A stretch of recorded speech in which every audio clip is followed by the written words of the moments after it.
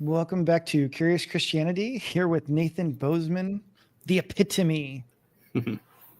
And fortunately, I'm pretty sure that is how you say that. Yes, it is. The Epitome. How you doing tonight, man? I'm doing good, man. I'm doing good. I'm looking forward to just talking about, 2024. And of course, even more importantly, what's going to happen in 2025. Mm-hmm. How was your year? Oh, man. My year was more of a whirlwind. Of course, with, getting married, moving, uh, that took a toll. It was very exhausting and Yeah. very full. Sorry, I So was just tweeting out our live stream, so everyone that is watching can now come tune in. All right. So for me, 2024.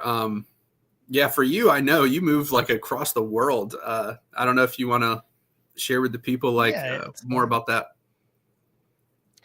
Yeah. I have moved to India at the moment, and so being in India is different and not like America. So if you've ever wondered if America is a Christian nation, I assure you, it is. And it's like, well, Adam, how can you be so sure that America is a Christian nation? Well, let me ask you this. Do you eat beef in America? Of course, you might say. Well, then that's why you live in a Christian nation, because they generally don't here. Oh yeah. Seriously, it's you cannot find a burger anywhere.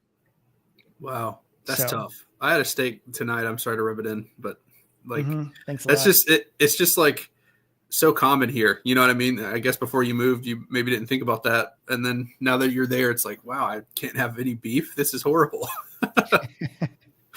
Yeah, it's That that was something. and That was pork. that was something you and I spoke about on the phone recently. We were talking about how food is so different. And you sent me a picture of like your breakfast, and it was like dinner time for me, and I was like eating something completely different. So it's just a very has it been a culture shock for you? I wonder if like you were prepared for it at all. I was probably more prepared than most people. I don't Mm, know. I adapt pretty well. Been in many, many situations. I think part of that also just spans from growing up in a military family, mm, military home. And so I think it makes it a lot easier for me.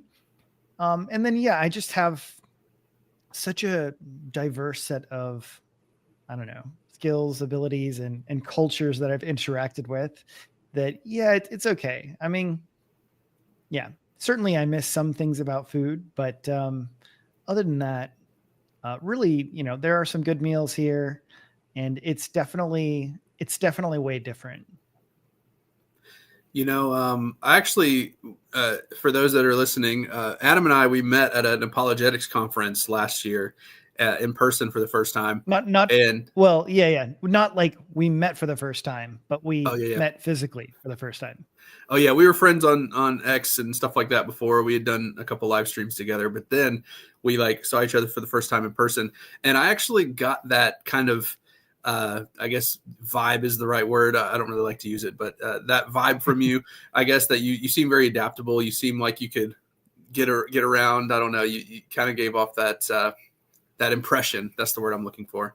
I don't know. It was just something about you. You seemed like all right, you would be fine pretty much anywhere. Unlike me, I don't think I probably gave off the same impression to you, did I? No, no, I didn't really cross my mind. I didn't look at you and go, "Oh yeah, he could do anything and go anywhere." Oh, not exactly. It just doesn't So shock I me will that say you're adaptable. the thing I was surprised you're so tall. I had no idea that you were so tall. Well, until we saw Tim Barnett, dude. I mean, come on.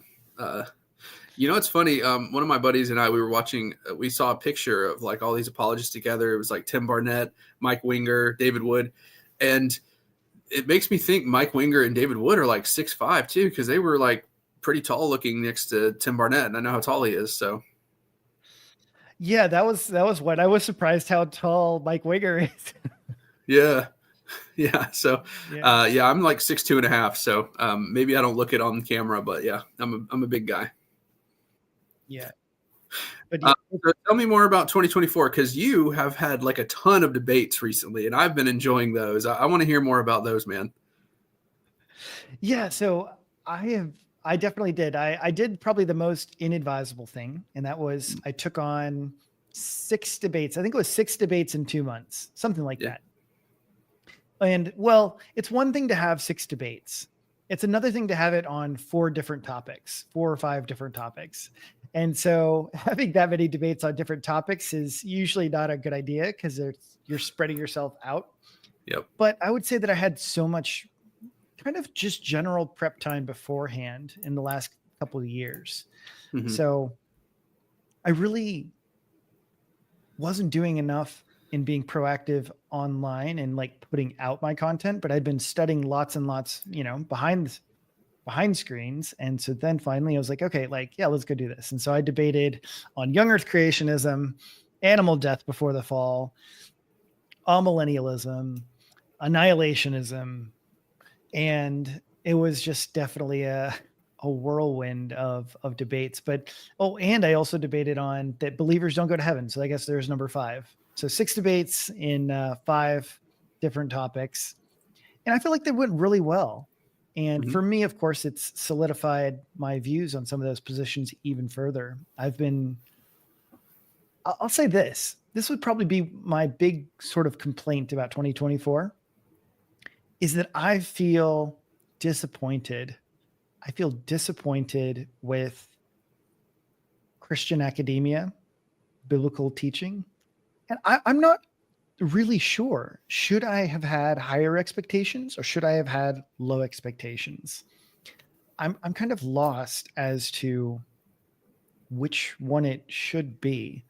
Should I be disappointed or should rather I go like, that's no surprise that most Christians get many things in the Bible wrong. And yeah, to me, that's been just a sore disappointment as I kind of dive deeper into lots of these biblical texts is like certain passages, like this is clearly not talking about what other people say it's talking about. Mm-hmm. I gotta say, I watched all those debates, and my favorite one was the annihilationism debate because, first of all, I thought you did so well. I think you were really good at answering his objections. You were really good at showing the flaws in his argumentation, and like just as your friend, I thought that was like your best performance. And also, I agree with you on that topic, so that maybe I'm a little bit biased. Even though I think I disagree, or I agree with you on a lot of the others too, like animal death before the fall and stuff like that as well. So. But yeah, in the annihilationist debate, I think you did a really good job. Yeah, and it was a lot back to back to back. You were debating, it felt like every weekend or something. It's like, all right, another debate. Here we go. Well, some of them were with a day in between. Yeah, that's true. Actually, I remember that there was 2 that were like back to back, literally. That's insane, Mm-hmm. man. I need to do that too. It was a lot of fun though. I need to do that too. I need to hit up that channel and get in on some debates and stuff. That'd be fun. Yeah, I'm sure you could. That would be good. Yeah, I know you'd crush it. And so like me and Daniel had already talked about, we watching your last debate on Sola Scriptura. Yeah, you definitely completely smashed it, knocked it out of the park. And I think that's what's really interesting to me is how many debates, how many discussions are actually fairly one-sided. Mm-hmm. Yep. Like when you Especially really like get into it. Yeah, because the thing is, I think the reason some debates don't is because they kind of miss the point. But I think that what we've been really good at is getting to the root of the question right away. And I noticed that in your debates, you're like, for example, on do people go to heaven when they die? Like you're very quick in the cross-examination to ask, like, show me one verse that says that? Or on annihilationism, like, can you show me a single verse that talks about eternal torment? You get right to the point. And I think that that's where a lot of debates just don't do that for some reason. And I don't know why. And in my Sola Scriptura debate, for example, that you brought up, I brought a syllogism to get to the point. It's like premise 1. There are 3 options for infallible rules of faith. You got magisterium, tradition, scripture. And then I say, scripture is infallible. The other 2 are not. Therefore, scripture alone. And it's like, in order to defeat my premise, you have to basically argue that either tradition or the magisterium are infallible, and so it just gets to the point like right away. So Yeah. yeah. Well, and you know what? So my debate partner on the Do Christians Go to Heaven, he posted in my other buddy's debate, Steve Halfley, or I don't think I'm saying his name right. I don't know. But Steve, and he actually did change one of his views since my debate. Really? Yeah, well, he had this really weird bit of argumentation where he actually said that heaven was in Hades Oh, I or remember in that. Sheol. Yeah. Yes. Yeah. I remember him saying that. So And he's changed his mind on that. yeah. So he posted in the comment section that he changed his mind about that, which he needed to. And that was one of the huge head scratchers because he was like getting all lost. I was like, wait. So is God in heaven? And he said no. And I'm like, wait. So God's not in heaven? And he's like, you could tell like he was thinking about it, like totally got lost. So I I'll have remember to that part of create the debate, and I was just like, what is going on? I felt like a lot of that debate was just trying to figure out what he believed. I was really like trying to, I was scratching my head a few times too, but I think you did great in that one too. That out too. You were like, wait a second, wait. What do you think Sheol is? And like, yeah, where is God? Like, yeah. I remember that part of the debate. Yeah. But, So that was honestly probably one of my most enjoyable debates in some ways, I guess. But I'll also put out there that I actually think that probably Matt, the Apologeti, he was actually my toughest debate. really? So yeah, it's for me, he was probably the toughest one. And he's been the one that I was probably the most impressed with, honestly. And I think that's a good thing. You can be able to say that even though you disagree. And of course, I still don't think that his, stuff works or comes through enough. But yeah, I would say that these other debates were rather interesting. And one of the reasons they were kind of interesting was I think I was kind of the unknown quantity.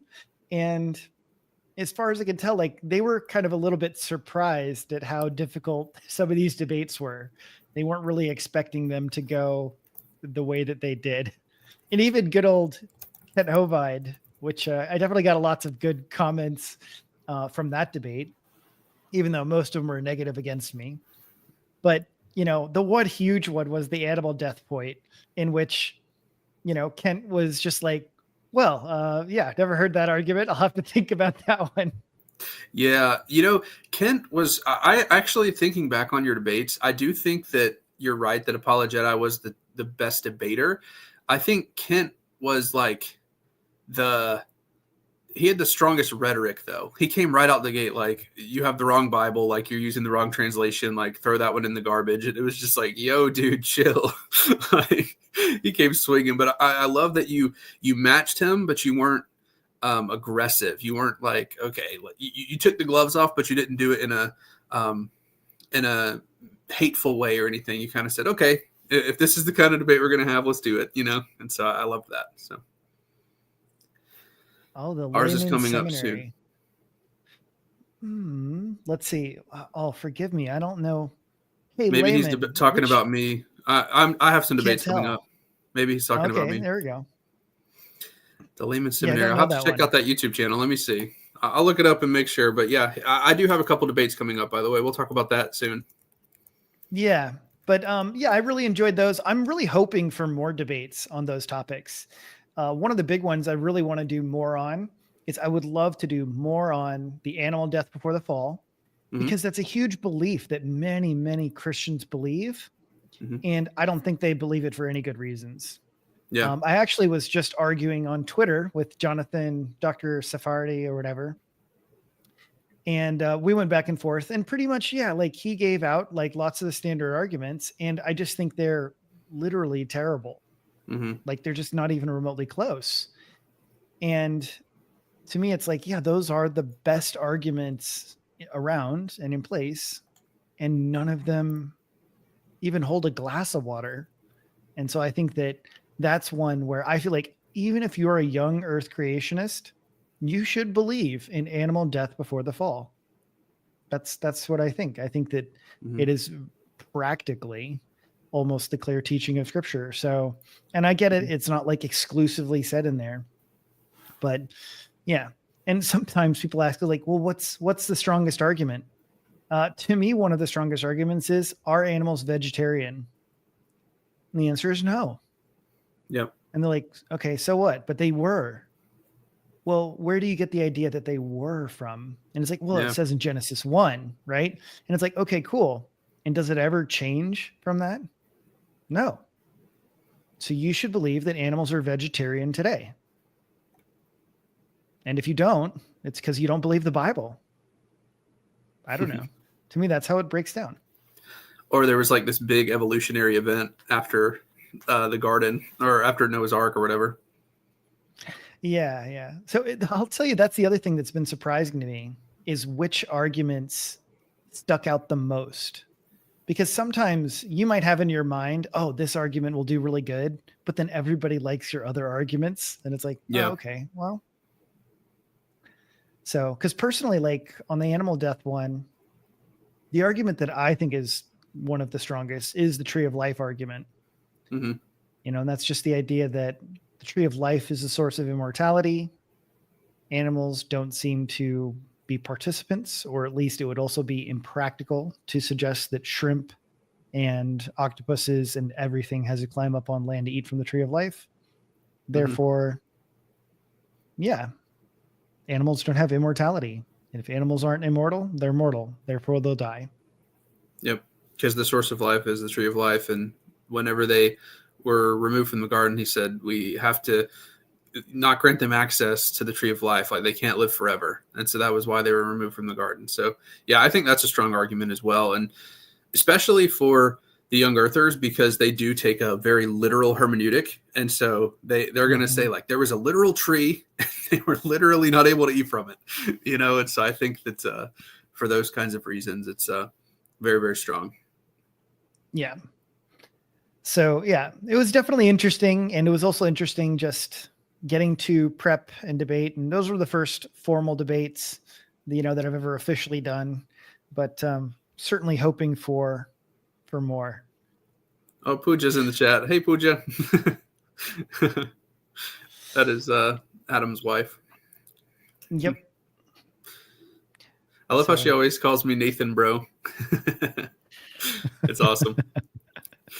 Yes, I don't know if I should call her Pooja sis or something. Yep, that is how they do it. Really? Yeah. So actually, that's the common vernacular. Everybody is brother or sister here. Okay, so I should say like, hi, Pooja sister type thing? Or sis? Yeah. Sis, sister. Yeah, either one.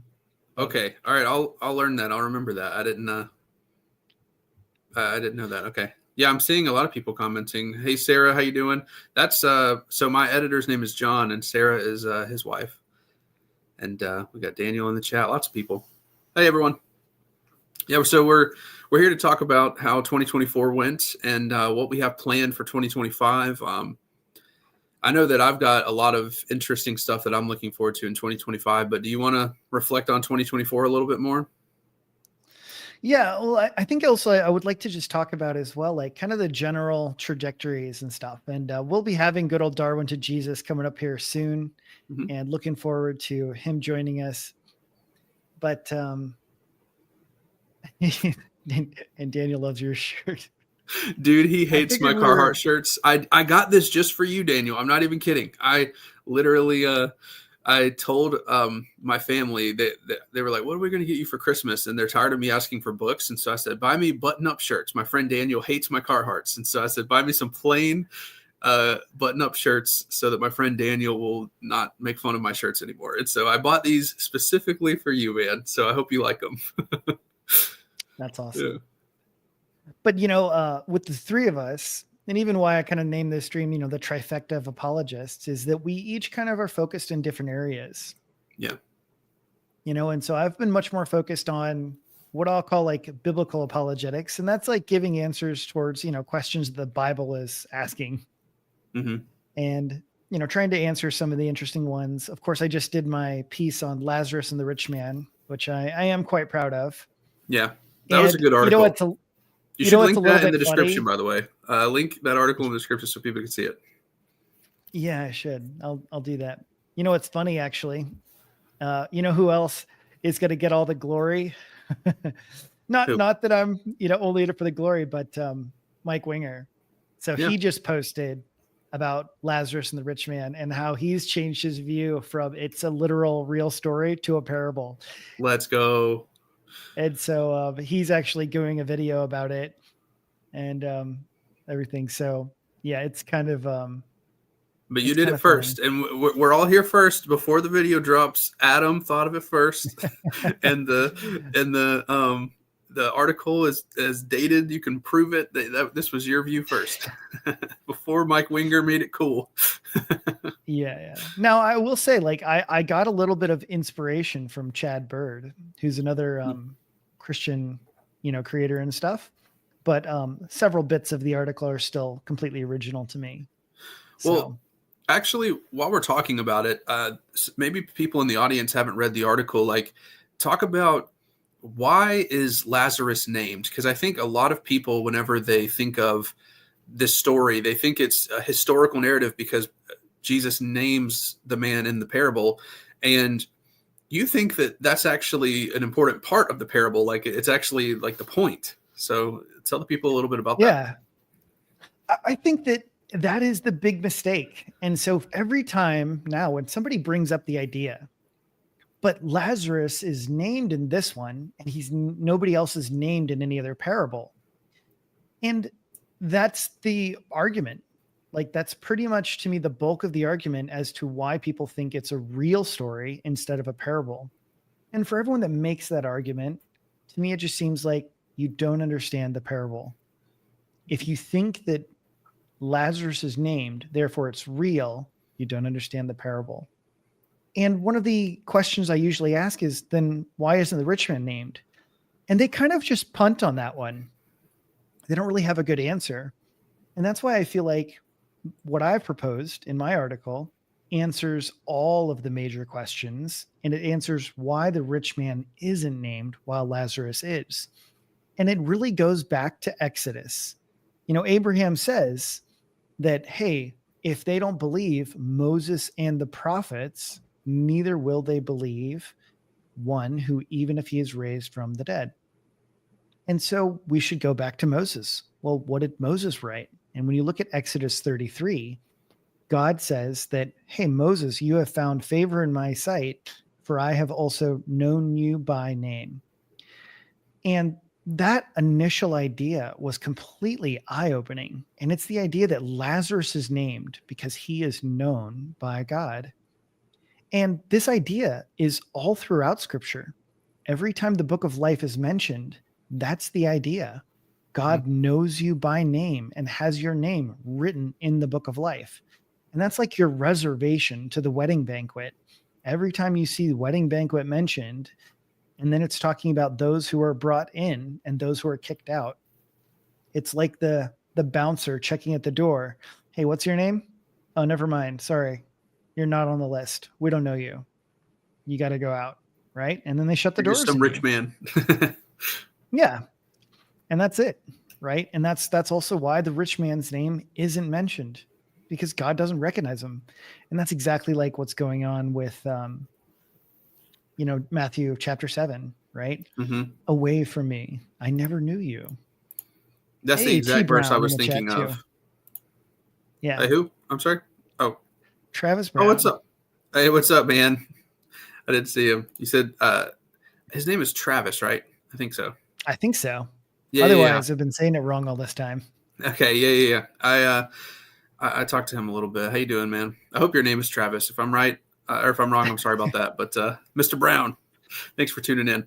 But yeah, that's the exact verse I was thinking of when he said, "Depart from me, I never knew you." Okay, his name is Travis. All right, what's up, Travis? And so because Jesus says, "Depart from me, I never knew you," this is like a paradigm for people in the book of life were known by name. People who are outside of God's covenant that practice lawlessness, I don't know you. I don't know you by name. And so in the parable, we have Lazarus, who is named because he is, he died, but he was known by God. And then there's just some rich man.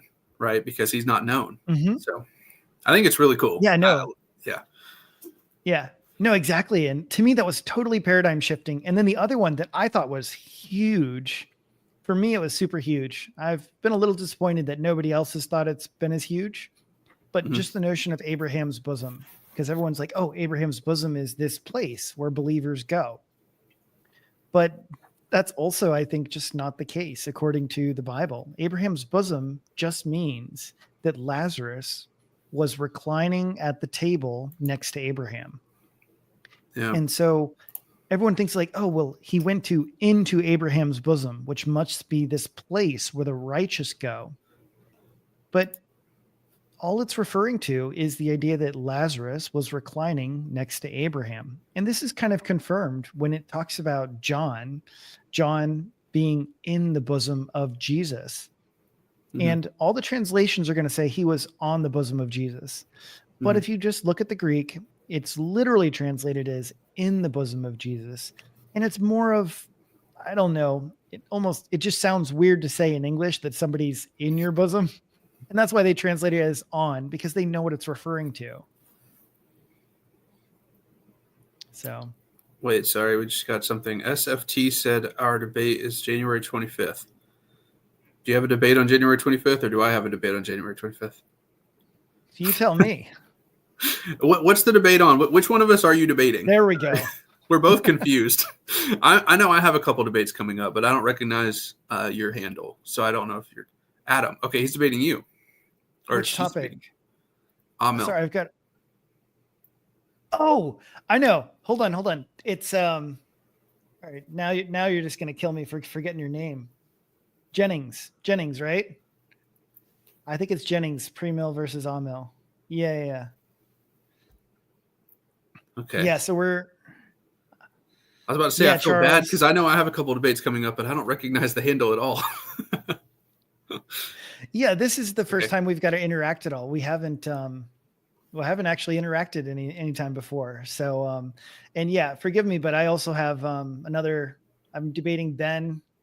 Ben is my next debate. We'll be debating young Earth versus old Earth creationism, and then doing pre-mill and on-mill, and then actually I'm debating CJ Cox February 2nd or 3rd, something like that, on animal death. Okay, it looks like his name is Charles. Okay, hello Charles. Thanks for tuning in. Hope that debate Yep. goes well for you both. Wish you both the best. I hope it's a good debate. I might be a little Yeah, biased cheering for my friend, but because I'm also a millennial, so I might be a little biased, but I do hope it's a good debate. I always like I like the debates to be, high quality on both sides. So Yeah, I'm looking forward to it. I find the debate on the end times, it's really, really difficult to prepare because there are so many different avenues. mhm. I'd probably say like 95% of the stuff that I prepared for Phelan McPhalen, of course I didn't end up using, he went completely different arguments and routes. And so most of the stuff I didn't even get the chance to argue for or against. But Yeah, and also like people in the chat might start asking things like, "What is your view on the this particular vision and revelation?" And it's just like, dude, I don't know, man. Like, it's didn't a even know that revelation. was in there. No, just kidding. It's like because sometimes people ask questions like that, especially in end times debates, and sometimes those symbols, if they're not explained, like if John doesn't explain what the vision means, it's like, okay, dude, I have no clue. Like it could be anything. But you try to make it fit. But I haven't done a super deep dive into Revelation because it's so intimidating, to be honest with you. Like I've obviously read it, but there's some parts of it where I was truthfully just like, I don't know what's going on. Like what I really recommend for everyone is that they study eschatology last. yeah. Like if you're not really, really up on most of your other Bible theology, don't try and do eschatology yet. I'm not even sure that it's okay to dabble a little bit to kind of know some of the core ideas, but it's the most comprehensive because actually Revelation touches on so many other passages in the Bible. Mm-hmm. And so it's not just like you can just read Revelation by itself, but you should read it in the context of the rest of Scripture.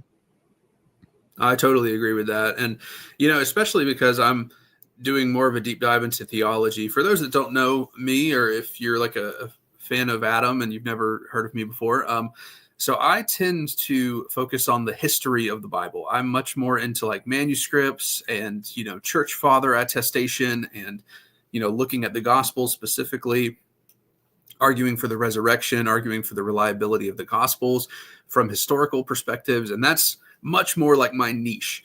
I am not as theological as Adam is. However, I've recently been saying, it's probably important for me to get like firm opinions on theology. And so I tend to read 3 books at a time. That's like my goal all the time, to be diving into 3 books. So I've been trying to have one theology book within my 3 pretty much for the last few months. So I'm starting to get my theology hat on a little bit, but yeah, I'm definitely more of a history buff. Yeah. And so concerning debates, I debate Nathan like every day via messages. Yep. That's a little bit of a joke, but at the same time, Nathan and I actually talk quite a bit and talk quite a bit about different aspects of theology. And it's definitely been very, very helpful, helping shape and reform and refine our own views. And I think it's really, really helpful for anyone who has, one, the disposition to do it, but 2, who's looking to learn a lot. I would say that it's terrible to say in some ways, but there's only a few different people to me that have really helped me and shaped some of my views on different aspects of theology, and a great example, again, Stephen, who's written this book on the intermediate state and death. And I think it's called Till Death Be Defeated. He has brought some other great stuff. I have a live stream with him that I did on my channel that you guys can see, talking about the intermediate state and death. And he's also written, this book. And he brought just lots of things that I was like, wow, never knew that before. Never saw that connection, and does a really, really good job just exegeting different Bible passages. And so him, and then actually a most recent acquaintance is Carmine. So I know Carmine we'll get something scheduled here soon. Haven't quite gotten it worked out. It was a busy holiday season. But Carmine has actually also brought up lots of really fascinating biblical connections. Now, I say all of that because, well, one, their methodologies seem much more similar to mine. But the thing that I appreciate is that they are cross-referencing scriptures. And I made a post on X that basically was like, dude, do commentators even do exegesis? Like, what is going on? Like, their arguments seem so incredibly bad and so incredibly biased that I'm having a hard time looking at them super objectively. It's like, they give their interpretation of a New Testament passage, and it's like, oh yeah, except for the New Testament was quoting from the Old Testament, and you seem to omit that. And also you seem to completely change the meaning of the Old Testament entirely. Mm-hmm. So I don't know why that's a good thing. Actually, you have influenced me. Speaking of people who have influenced me, I think something you have really solidified in my thinking is the idea that the New Testament is the fulfillment of the Old Testament, and the Bible is like one cohesive narrative from start to finish.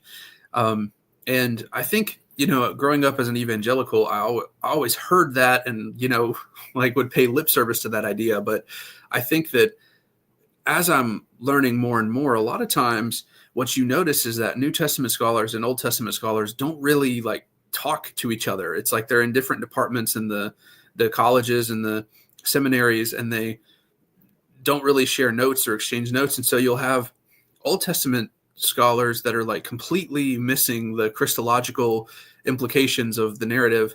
And then you've got New Testament scholars that don't see the Old Testament allusions, and it just feels like they're not understanding one another. And I feel like it'd be, so as someone who camps out in the Gospels most of the time and really tries to understand them, it's been really beneficial for me to start recently studying the Old Testament in depth and to really try to understand what's going on. And it's really opened up my eyes to a lot of what the gospel authors are going on.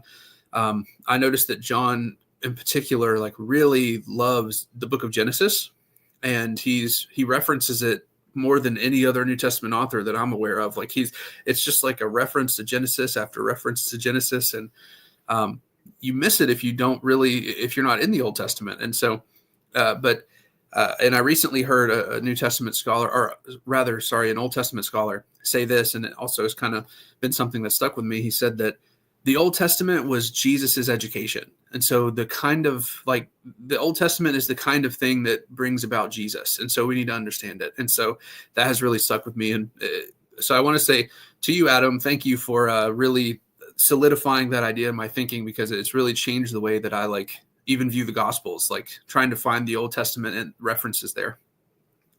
Well, Nathan, I really think that you should just trust the scholars, because they're pretty much right about everything. Oh, that's an inside joke that only I will understand. Should we explain it or just leave it hanging? Yeah, explain a little bit, because you know what? This is, to me, one of the fundamental things. And it's what I also have appreciated about, So Daniel Reloaded is in the chat. That's Carmine. Mm-hmm. And so him, and like I said, Stephen Hafley, and the thing I love about their work is that it's not predicated upon, well, trust the scholars. To me, their work shows from the Bible, like, hey, look, here's the Bible talking about this, and it's talking about this, and it's talking about this. And guess what? All those themes overlay, interconnect, and that, it's again, like you were talking about, some things that most Christians kind of pay lip service to, is the interpretive lens of, okay, we should interpret scripture with scripture.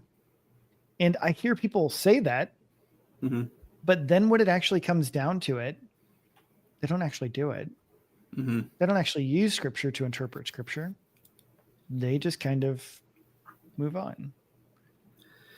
So to give a little background for the joke you just made, as Adam said earlier, he and I speak in DMs quite a bit, and we send voice messages to each other. And there was a time, this is 2 years ago now, or a year and a half ago, something like that. I don't know. 2 years ago, I think it was probably 2 now. Yeah. Yeah, it was a while back. So I was basically sending him a voice message talking about how great scholarship was and how blessed we are to live in the modern age, and how it's just it's such a blessing, and how because I had only been, really exposed at that point to the work of Lacona and Habermas and Keener, and I had only seen the evangelical side of things. And at the exact same time I'm recording this message, Adam is recording a message saying scholarship is garbage. We shouldn't trust anything they say. There's so much more to dive into and to, and now I just totally agree with him. And so that's something that him and I joke about often, because it's at the exact same time we were recording a message saying the exact opposite. And I was completely wrong. So obviously the evangelical scholars are doing great work. Lacona's most recent book, Why Are There Differences in the Gospels? I can't recommend it enough. I mean, it's even if you disagree with his conclusion, it's a great example of a hermeneutical tool for understanding how we can do harmonization without doing the typical version of harmonization, through the use of literary devices that are present in Greco-Roman biographies, displacement and all these different things. So it's just a new way of reconciling it. And so for Christians who maybe before they only knew of harmonization, and they see a harmonization of a verse and they think that seems like a stretch, and then they see Michael Lacona's method, they might think, okay, that's a plausible interpretation, or a plausible thing that's going on here, and it can help their faith. So I think there is good work out there, but I agree with you, there's a lot of garbage as well. Yeah. And I would definitely say there's a lot of garbage inside of evangelical camps as well. And I really just think that there needs to be an overhaul on biblical hermeneutics. And this is actually something that I had talked a little bit with, all right, now it's being lost on me, killing me. But the deep, enter the deep. And we're talking about, the idea that of the biblical hermeneutical method should be much more of an intertextual reading. And it should be focused on canonical. Oh man, there's another term. that's killing me right now. But basically, you should be looking at the Bible as connecting to itself, and you should be reading it in that context. And the way that most of us do is they actually just chop it up. They chop up the Bible into all these pieces, and then they don't think that they're connected. And I Yeah. think that's a major, major problem. Hey, Ben. Yeah, especially with like the documentary hypothesis and things like that. It's Oh, just like, that's so ridiculous. yeah, like they chop it up into little sources, and then they treat them as completely individual and like not connected whatsoever. And so it makes it like kind of impossible to even understand the text when you break it up like that, you know? Yeah. No, it's really irritating, I guess. And so actually I got into it with this one guy on X, and it was exactly along these lines. And I had made a post about basically scolding academia, and he was basically just all up in arms. Like, oh, you're just like, how can you be so arrogant? Are you really that arrogant? Like, tell me you're not. And I actually finally gave an example. He's like, well, what are you talking about? Give me an example. And I gave him an example of the woman at the well.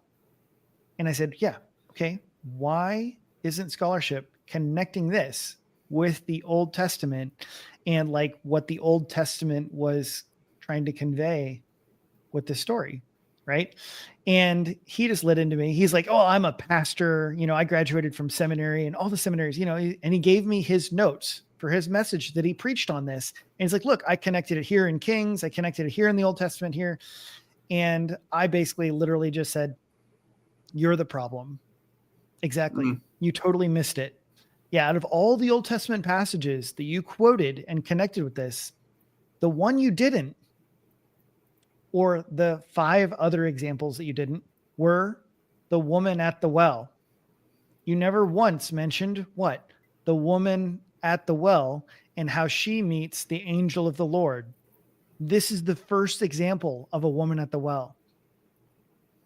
Yeah. And so it's like, oh, have you ever thought that maybe Jesus meeting a woman at the well was actually Jesus meeting a woman at the well in the Old Testament, and that would be relevant to your discussion and commentary? And apparently he didn't.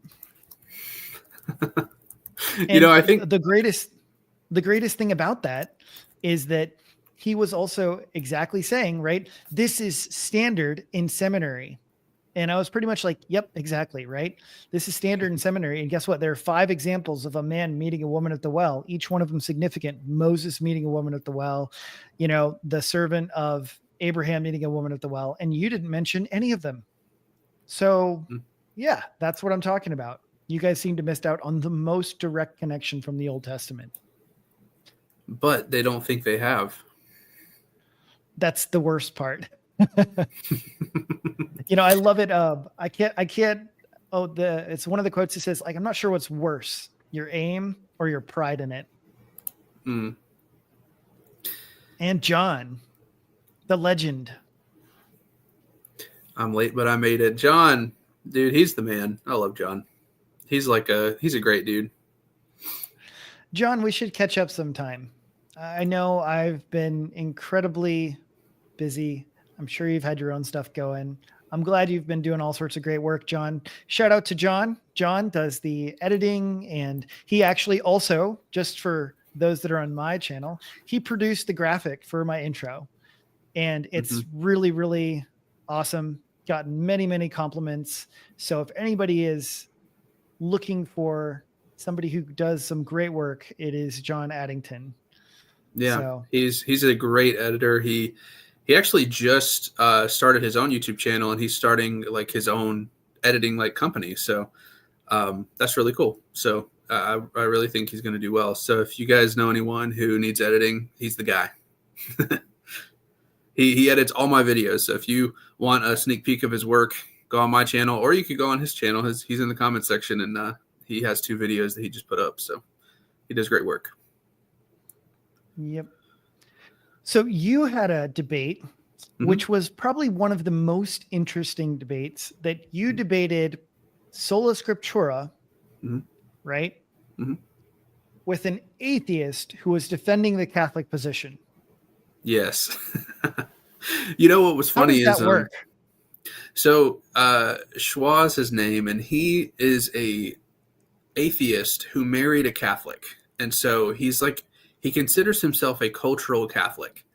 And he basically says that if Christianity is true, then that means Catholicism is true. And so he's basically convinced that the only possibly true version of Christianity is Catholicism. So if he ever comes to believe in God, he would become Catholic. And so I've actually joked with some of my friends like that are Protestants that debate him about God's existence. I'm like, you're going to convert him to Catholicism, like if you're a Protestant. But anyways, the funny thing is, so yeah, he's an atheist, but he and I debated Catholicism and sola scriptura. And kind of like I mentioned earlier in the stream, the approach that I take for sola scriptura is my claim is that there is one infallible rule of faith, and you guys are claiming there's three. So let's talk about it, and let's talk about why Scripture is infallible and those two aren't.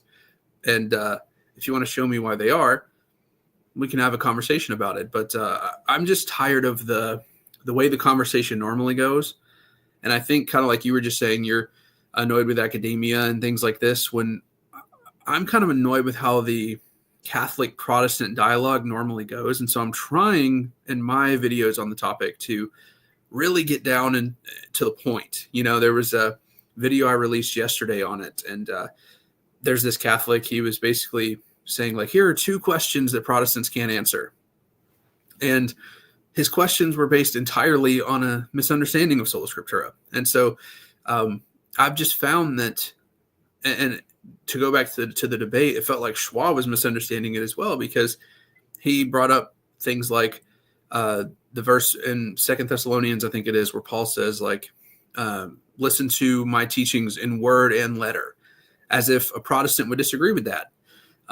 We also believe that if Paul taught something orally, that would be binding on the Christian. The problem is I don't have access to Paul's oral teachings.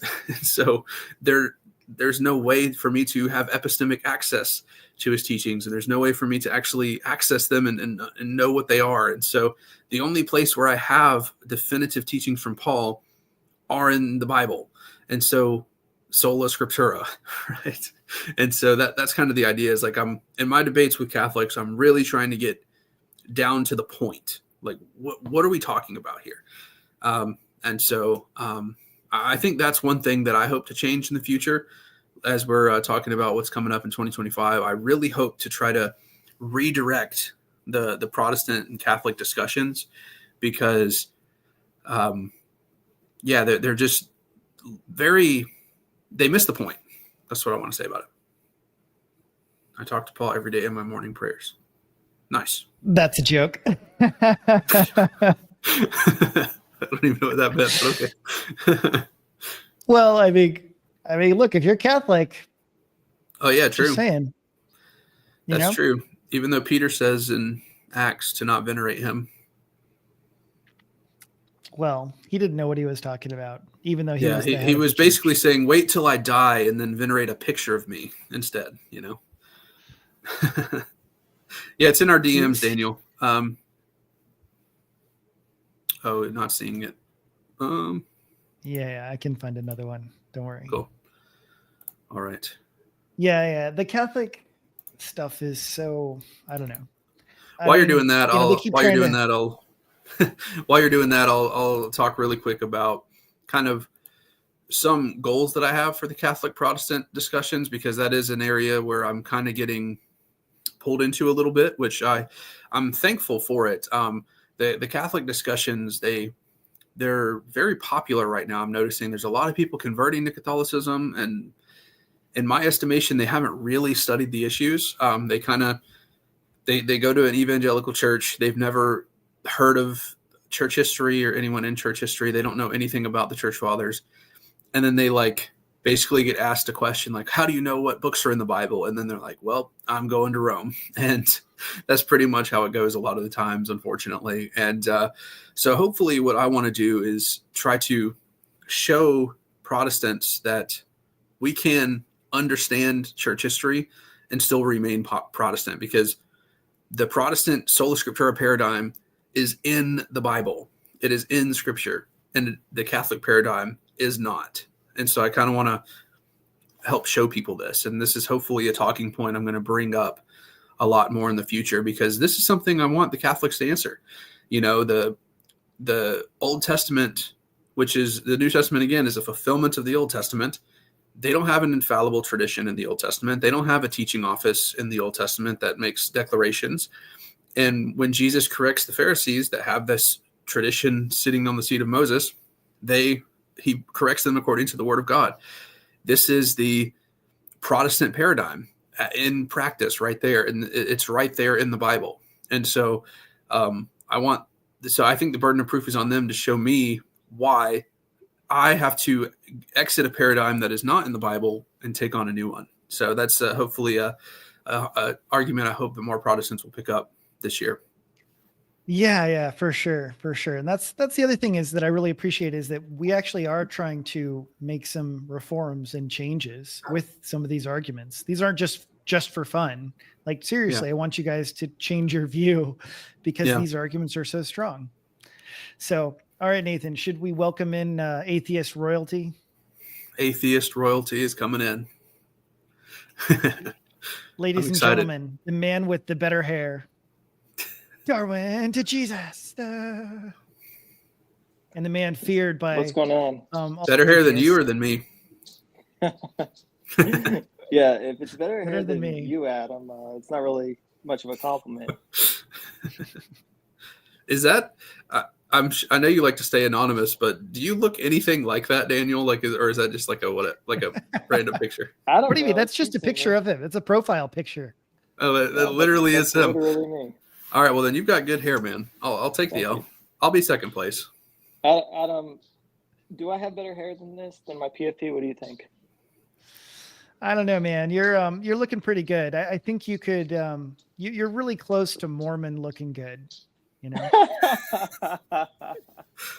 I see Daniel Reloaded saying, "Don't neglect the Eastern Orthodox. I'm seeing more Protestants convert EO too."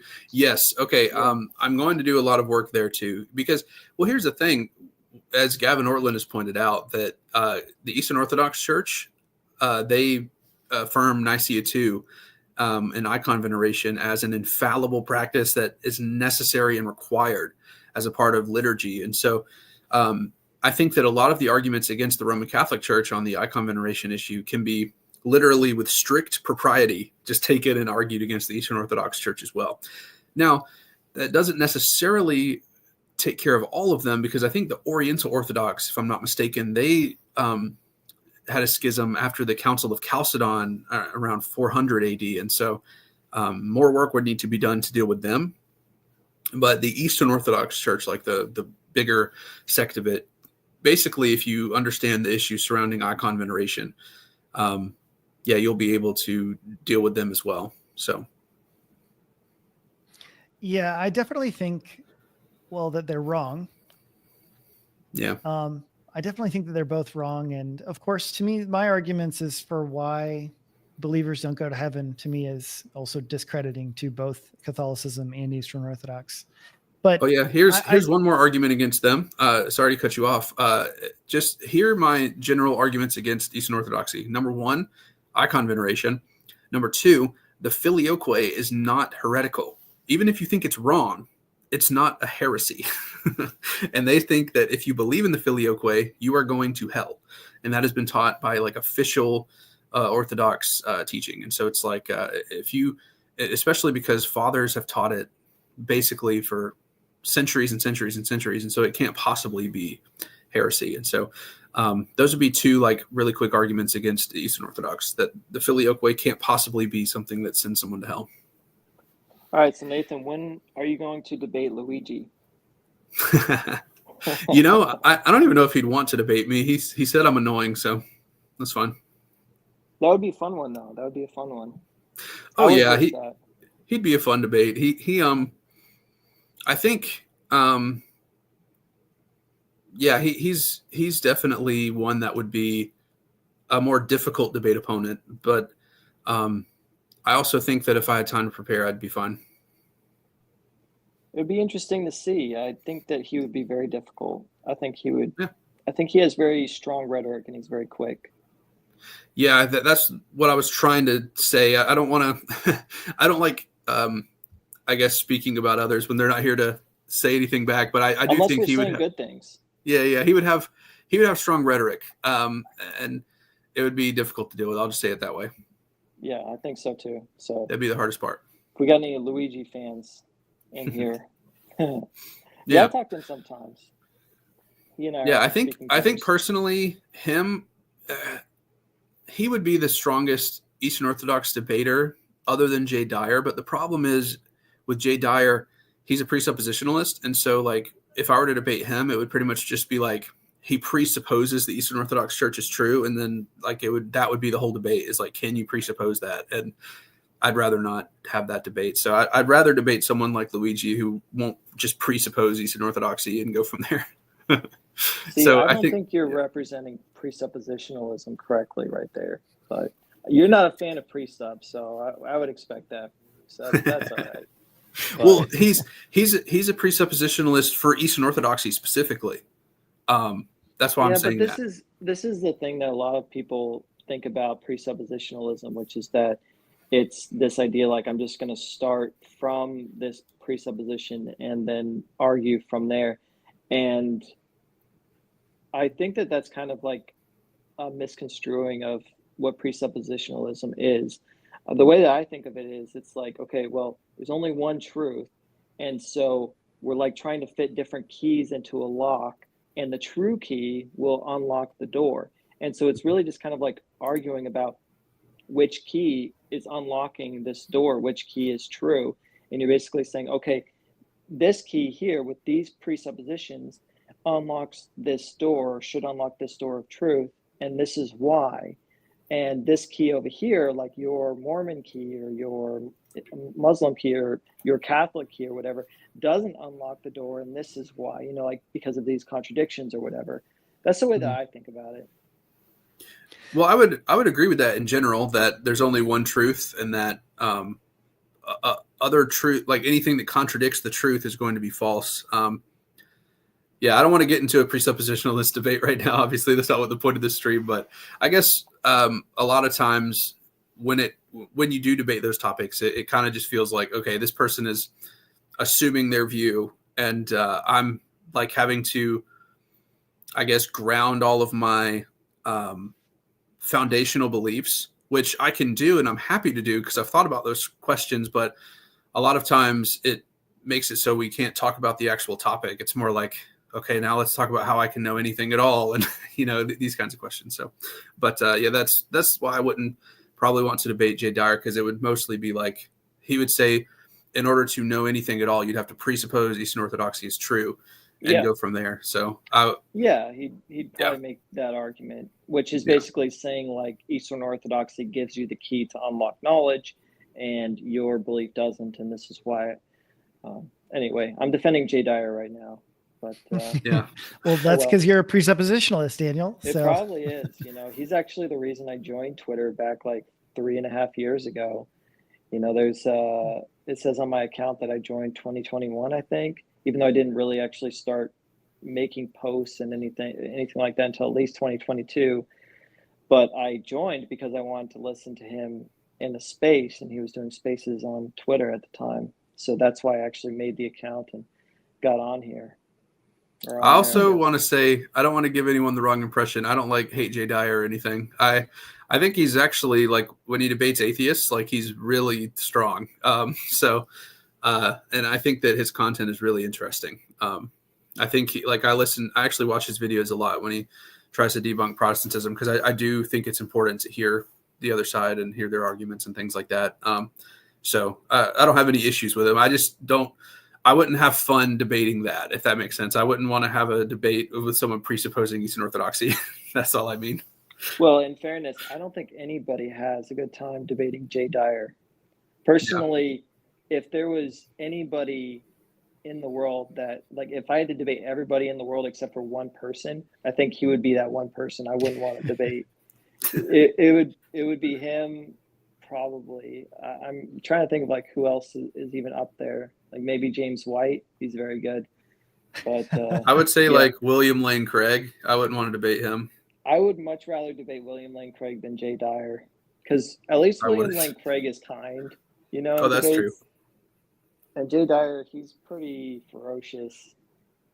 That's So true.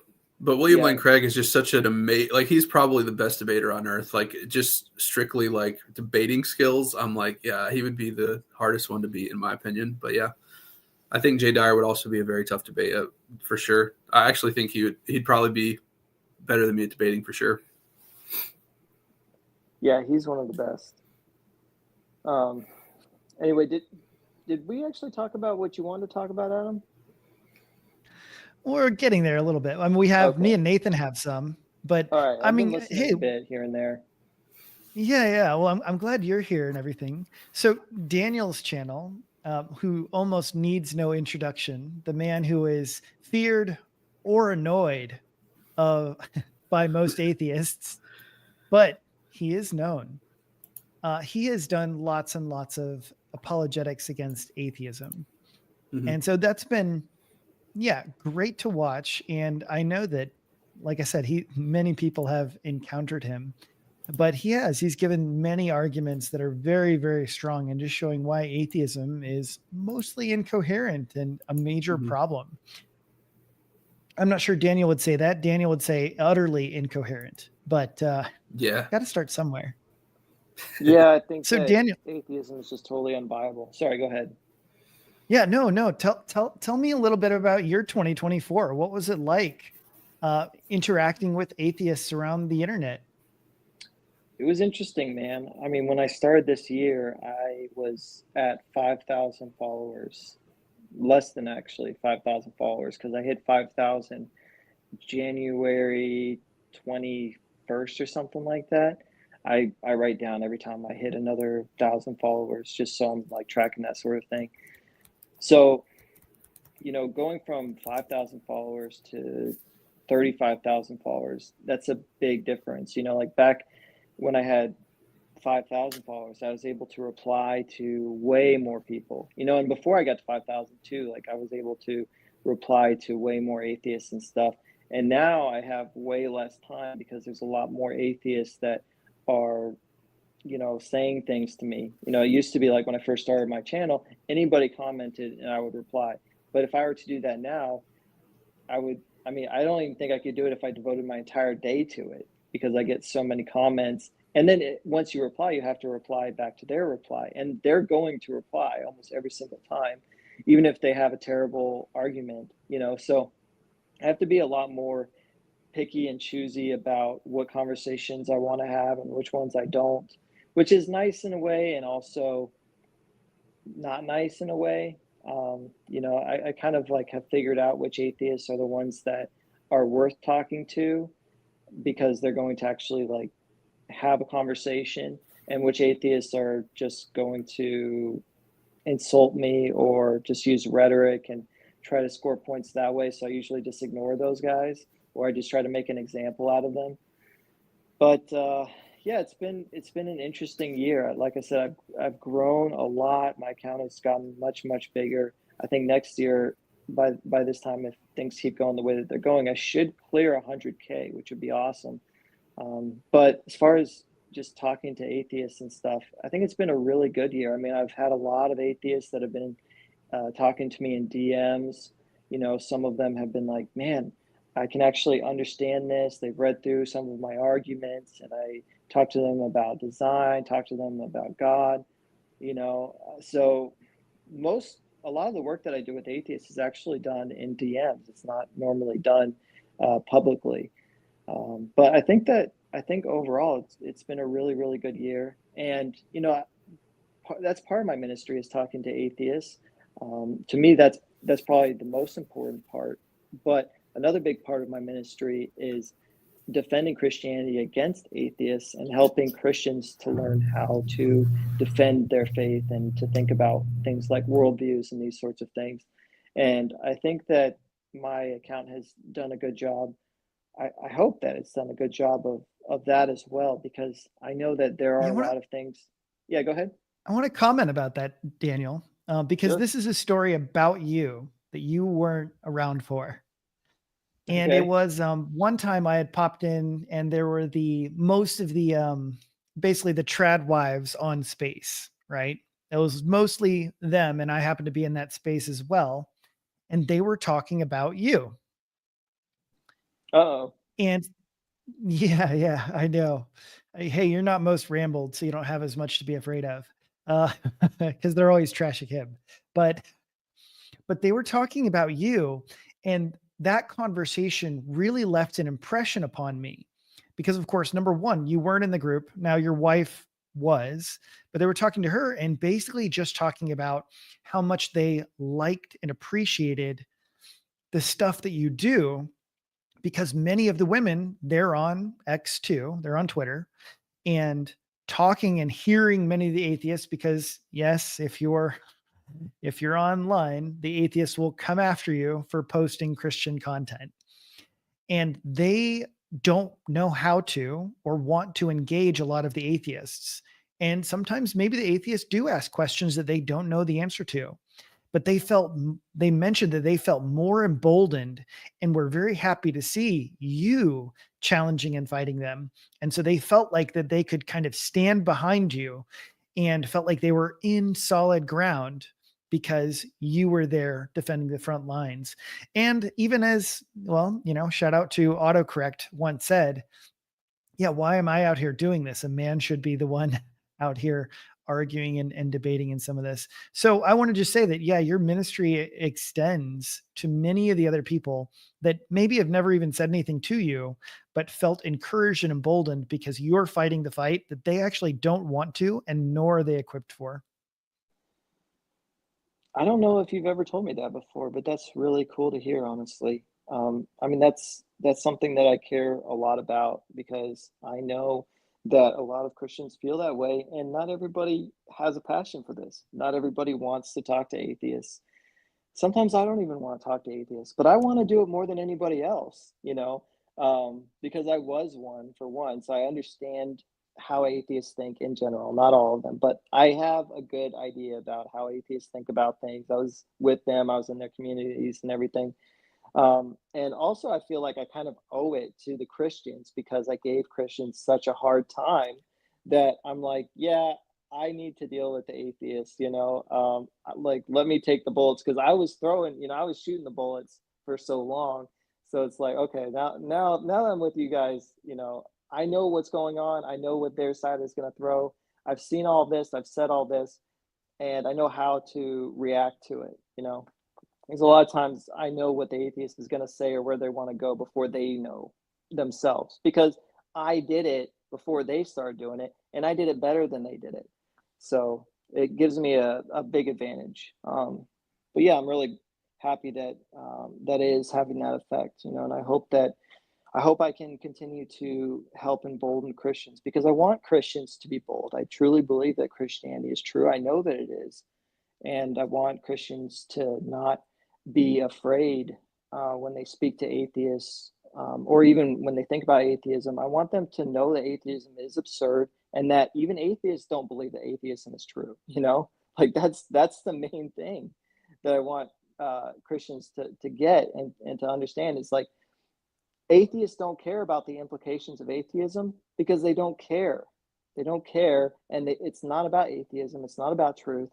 It's about rebellion and sin. That's what it's about.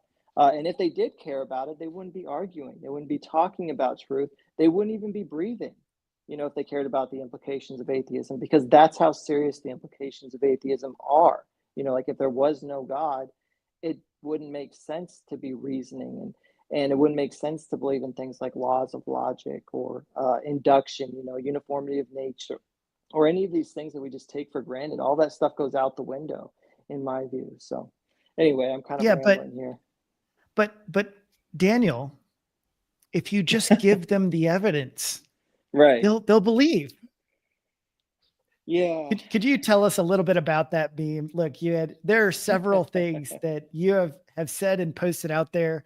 And to me, one of the major things that you have done really, really well is been Donald Trump. Uh, No, I sort of joke about that, but to me, one of the things that does remind me a little bit more is that you're able to take some things of the enemy and kind of reshape it in media to make a point. And to me, that's unfortunately, something that not everybody does well, and including myself. You're way better at it than I am. And it just takes a lot more even mental energy for me. But so many of those things come so easy for you. And one of your hilarious memes, shout out to the legend of memes, Darwin to Jesus, was this picture of, Frodo from Lord of the Rings, right? And the ring wraith is coming down to get the ring from Frodo, and you just have it like subheaded Frodo's, coming as if the ring was evidence, and the ring wraith is coming as the atheist. Just give me Yeah. evidence. And Frodo's like, yeah, Give here me it your is. evidence. Yeah, give me your evidence. And then here you are, Samwise. No, don't give it to him. Don't give him the evidence. And you know what? I'll just one little bit, and then I want you to explain and talk more about that. But one time, actually, I had exactly that. I was going back and forth with an atheist, and he was like, "Oh, where's the evidence? Where's the evidence?" And he was actually the one who jumped in on something that I had said. So I had never come and said, "Oh, I have evidence," even. And I wasn't really answering his question because he wasn't asking any legitimate questions. And my friend was getting frustrated, like, "Why don't you just give him the evidence? Why don't you just?" And I was like, because he doesn't want evidence. It's not real. Like, he's not actually, you know, asking anything legitimate. My friend Mhm. couldn't understand. And I know how he felt when the first time that I came onto Twitter, because you think that, every atheist that asks for evidence, oh, they're Yeah, just seeking for Jesus, right? right, That's all that's really going on. So, right. Daniel, can you please explain the truth Yeah. and reality of media, atheists, and Christianity? Yeah, well, it's frustrating because a lot of Christians are very naive about this, and that's been one of the main things that I am trying to shed light on and make Christians aware of, is that just because somebody is asking for evidence, it doesn't mean that they're interested in the truth or that they're interested in actually like looking at that evidence. That's not necessarily what that means. And in the case of atheism, they're not asking for that evidence because they want to believe in God. No, they're asking for the evidence so that they can sit as the judge over that evidence and then tell you, as you know, they're the judge. They're going to sift through it and they're going to tell you if it's actually good evidence or not. And guess what? It's not going to be good evidence. So they actually want to weaken your faith. That's the idea. Uh, it's a rigged game. Like I did this thing to make a big point. I did this thing on X where I said, "I'll pay. You know, give me all the evidence you have for evolution. I'll give $1,000 to anybody who can give me one shred of evidence that evolution is true." Well, that has yet to be paid. I have yet to see a single shred of evidence that evolution via natural selection, via true mindless natural processes is true or happened. Still yet to see a shred. A bunch of people sent me things. There were hundreds of atheists sending me articles, but none of it was evidence. You see how that works? So the point here is that it's a total rigged game, and it's a game that I played, so I understand it. And I want Christians to understand that this is a game, and that if you play it, you're going to lose. That's why the atheists set it up that way. They have this frame. That's what it is. It's a frame. Okay, and the way that you frame a conversation is very important in a debate.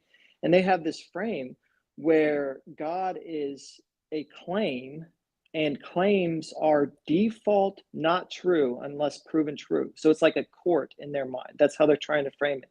And the idea of God exists, that proposition, is either true. Well, actually, it's guilty until proven innocent. All right. So the proposition God exists is guilty until proven innocent, until proven true. So when you say any claim, it's automatically guilty, and then you have to prove to them, like it's court, and they're the judge. You have to prove to them that it's true. And if you can't prove it to them, if you cannot prove it to them, then your claim is false. See, that's the frame, all right? And it's just complete and total bogus, right? Because like if I don't want to believe that 2 plus 2 is 4, you can't prove it to me. You can say a bunch of words and you can show me some syllogisms and you can show me some fingers or whatever. You can do all kinds of things. But if I don't want to believe that 2 plus 2 is 4, you're not going to convince me of it, right? And this is the thing. Atheists don't want to believe that God exists. They don't want to. So you're not going to convince them that God exists.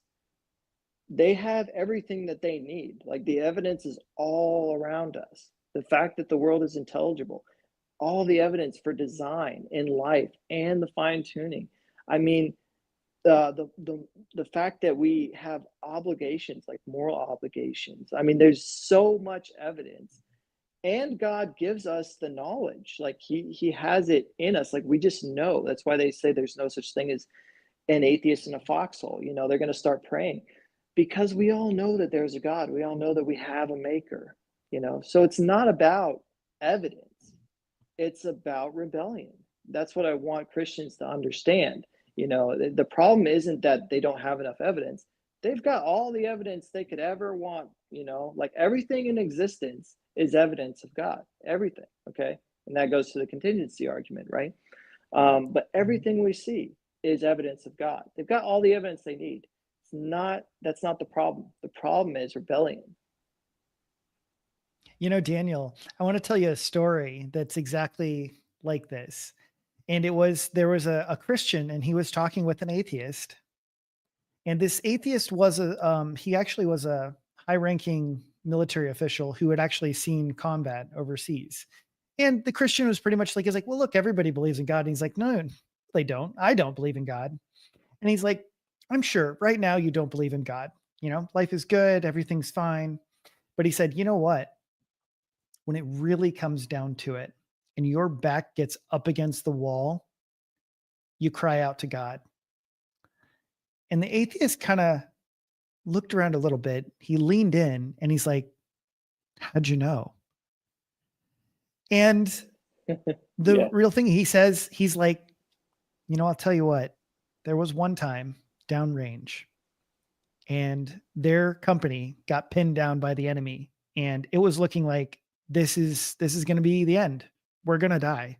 They were surrounded.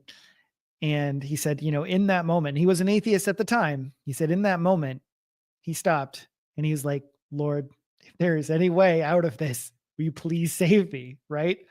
And so when his back was truly up against the wall, he cried out to God, and help did come, and they got out of that place. And so that is one of the things that I find very frustrating, are the dishonest skeptics who are not really honest about the arguments, about the evidence. But the truth is that they're actually not honest with themselves either.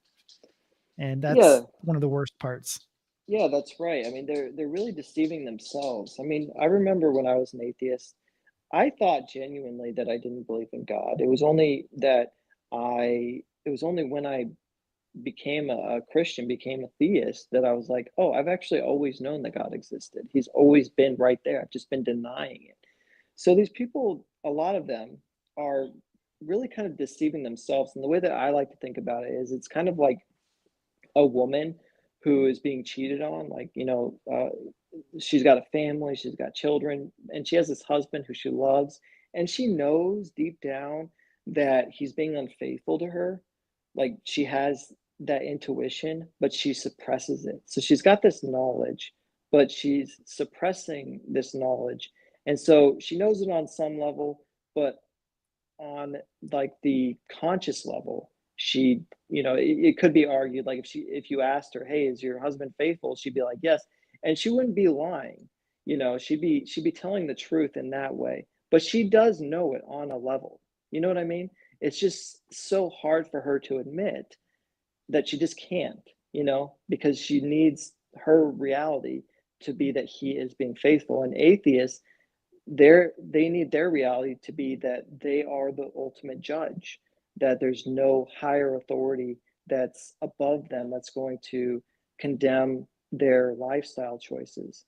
Well, so I you think know it's like what? that. This actually reminds me of a discussion that actually did also take place sort of between you and Nathan. And well, I don't know if it was exactly that, but it reminds me of kind of a combination of arguments. And one of them was this idea that really all arguments for atheism are simply against theism, but there are no positive Exactly. arguments for atheism.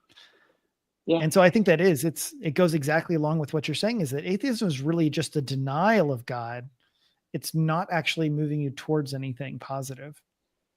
Yeah, I think Dale Tuggy technically has an argument that apparently some people think is against like all gods, because he's basically saying that naturalism explains everything, and so if naturalism explains everything, then we shouldn't believe in a god because of was it I'm drawing a blank here, but Occam's razor, right? Because of Occam's razor, then we shouldn't believe in God. But that's not actually an argument, in my view, anyway. Uh, that it's Graham-Oppy. Did I say something else? It's Graham-Oppy that makes this argument. I don't think that that's Yeah. actually an argument against all gods existing, because it could be the case that naturalism explains everything, but just because naturalism explains everything, which it doesn't, by the way, it's absurd. But even if it did, it wouldn't actually mean that there was no God, right? So even if like let's say it's the case that you have a dead body, okay, and you can explain fully through naturalism how that body got there, right? Like why that person is dead through natural causes, okay? That doesn't actually necessarily mean that it is only natural causes that are responsible for that body being there. Okay, so just because you have an explanation that seems to be full to you, that doesn't necessarily mean that it is the full explanation, right? Because it could be the case that God is necessary for natural things to exist in the first place, like our natural world. The only way that it could exist in the first place is if God exists. So really, naturalism wouldn't be the full explanation, because there would be no natural world if there's no God, which is what I would argue, by the way. Um, and I think that in fact we see all kinds of things in our world that are much better explained theistically than naturally, like the fact that our world is intelligible, right? So the fact that we can make sense of our world. Why would you expect that on a naturalist view, right? I mean, like, think about this for all you atheists listening, and I know you're not going to listen to me, but I'm just going to say it. If you had a book that was written by some kind of mindless thing, right? Like, so whatever is in that book comes from something that's not a mind, all right? Would you expect to be able to make sense of what was in that book? Absolutely not, right? And even if you could make sense of it, like let's say there was a sentence here or a sentence there that you could somehow make sense of, it would just be a total coincidence and there would be no actual meaning there. So, if it said like Bob walked on the snow somewhere randomly, you would know that it wasn't actually intending to say Bob walked on the snow. There's no actual meaning there, right? But yet when we look in the world, it doesn't seem like that book at all. We're actually able to make sense of the world that we look into. It's not just mindless chaos. And we look into the world as if it has real meaning, not as if all the meaning is just a total coincidence. So the fact that we look into the world and it's intelligible to us, it makes sense to us, should right there, that's just a dead giveaway that our world comes from a mind and not that it comes from something that is mindless. And then the way that we look at the world as if all the meaning does actually mean something and it isn't like a coincidence. It's not like pareidolia where you see a face in the clouds, but it's not really a face. We don't look at the world that way, where we see meaning and it's not actual meaning. No, when we look at the world, we look at it as if there really are these things and there are these categories and there are these meanings, and we assign these meanings as if they're real. And all of that suggests that we know that this world is made by a mind. And this is the thing that a lot of atheists, they don't understand, because they'll be like, well, which God? And I'm like, I'm just arguing right now that our world, the universe, comes from a mind, right? Because either the world comes from a mind fundamentally, or it doesn't. It's one or the other, okay? Either everything comes from a mind, or it doesn't. If it doesn't, then atheism is true. And if it does, then atheism is false. And at least deism is true, right? And I'm not going to try and argue about which specific God it is before I've established that it comes from a mind. All right. Like, it wouldn't make sense for me to try to convince somebody that OJ Simpson killed his wife if the person I'm trying to convince doesn't believe that OJ Simpson's wife was murdered by somebody, right? Like, if I'm talking to somebody about the OJ Simpson case and they're like, yeah, she died of natural causes, I'm not going to talk to that person about OJ Simpson being the killer. I'm going to try to convince them, if I even, am talking to them and trying to convince them of something, I'm going to try to convince them that OJ Simpson's wife was murdered first before I start talking about who the murderer is. So most of the arguments that I make are technically deistic. They're technically deistic arguments. Sorry, my wife is telling me I'm being loud because I just put my See, kids to sleep. Daniel, I'm getting excited but here. yeah. No, and that's your topic, but that's where you betray all your presuppositionalist friends. Because you're making a more classical apologetic arguments. Well, I don't only do presup. I think that No, I know. all avenues are valid. I think that Yeah. presup is really, really important and valuable. But I also do believe that there's really good evidence for Christianity and for theism. So it's not that Mhm. I don't think that there is evidence. I just don't think that anything is going to convince an atheist other than themselves just deciding that their sin is wrong and that they need to repent and serve God, frankly. At the end of the day, that's what it really boils down to. I can have the best arguments in the world, and I do. I have the best arguments in the world. No, I'm kidding. But that's a joke. I am Um, curious. Yeah, but give me, what's your favorite argument over this last year in 2024? my favorite argument, man, it's tough because there are arguments that I feel are really, really strong, but I don't think that most people understand them or care to understand Right. them.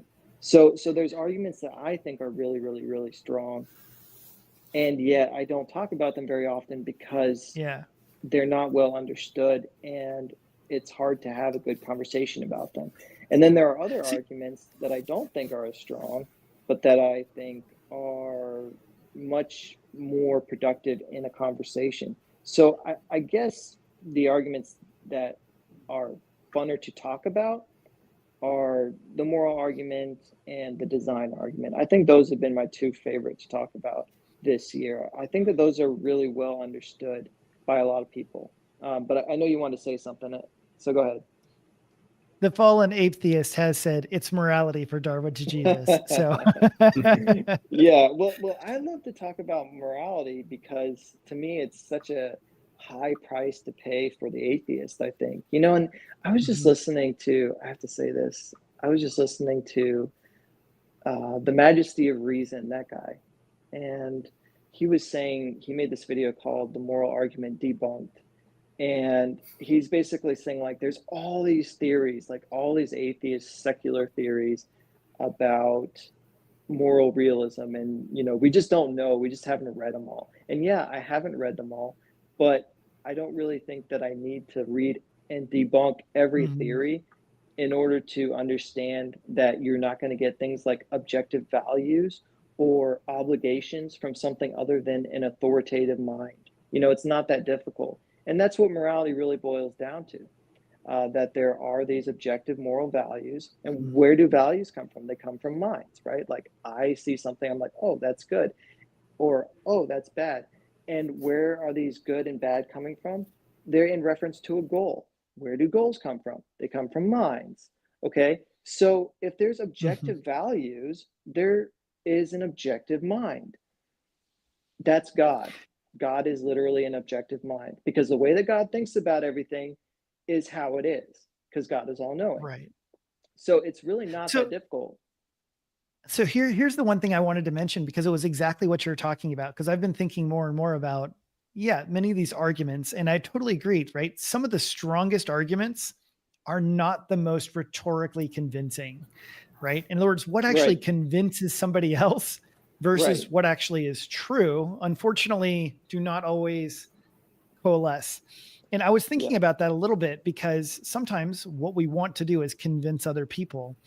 And I've been trying to think about the idea that, you know what, in reality, it is almost necessary to use something that is technically logically fallacious. And somebody might want to shoot me for even saying that, but I want to suggest it to both of you. But no, seriously, I'm going to give you an example of something that I think works this way, right? So many arguments, right? We're trying hard to make it logically sound, but one example that I think is really, really interesting is the idea of explaining to somebody else where the false belief came from is incredibly rhetorically strong, even though actually it's logically fallacious. It's a genetic Yeah, you're fallacy to show yeah, somebody where genetic the fallacy, argument came right. from. And so You should explain that. You why should should you do unpack that that? a bit because a lot of people don't understand genetic fallacy. Yeah, so a genetic fallacy is when somebody says that a belief is invalid because of where it came from. A Right. classic So, example would yeah. be that you read in a fortune cookie, 2 + 2 is 4. Well, you Right. read that out of a fortune cookie. That's obviously Right. false. I mean, what would a fortune cookie know? Seriously, you're Yeah. getting your mathematics from fortune cookies? And it's Hmm. like, yeah, that's true, but it's also true, right? And it doesn't really matter if it came from a fortune cookie or where it came from. 2 + 2 is still 4, no matter what. But Yeah, even if something this is, has a bad source, it can still be true, even if the source seems to be bad. Like even a broken clock is right twice a day.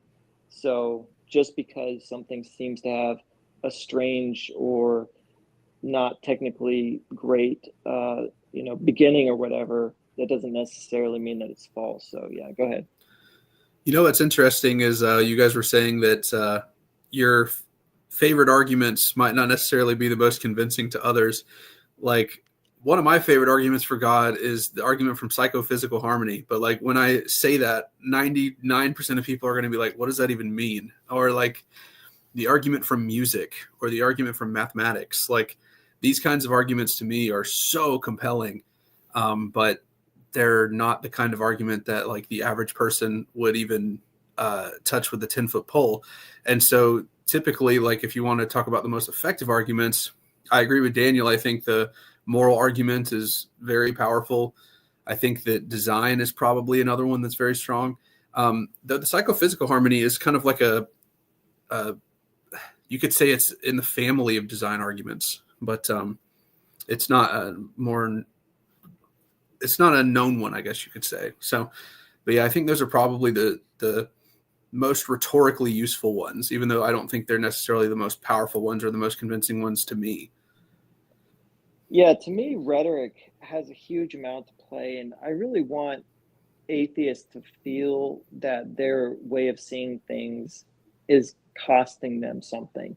And there are arguments where they're very, very strong, but the atheist isn't going to feel, in my view, like it's costing them anything to say no, or to reject it.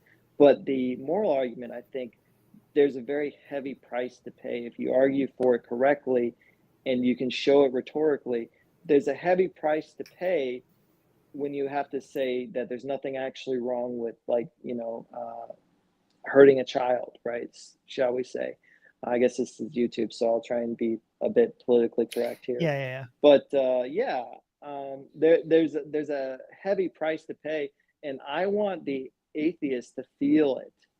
I want them to feel it, and even if I can't get them to feel it, I want the normal people, the normal people who are watching those discussions, I want them to see, like, okay, do you see what's going on here? Do you see the price that this person is having to pay in order to stay or keep this position? Do you see the price?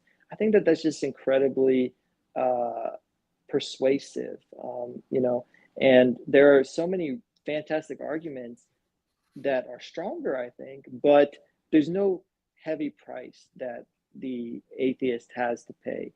And so that's just So not nearly as compelling, Can I unfortunately. can I that's hop what. in on that Okay. actually? Yeah. No. Because I think the argument for music is a big price to pay if you're talking to someone who loves music.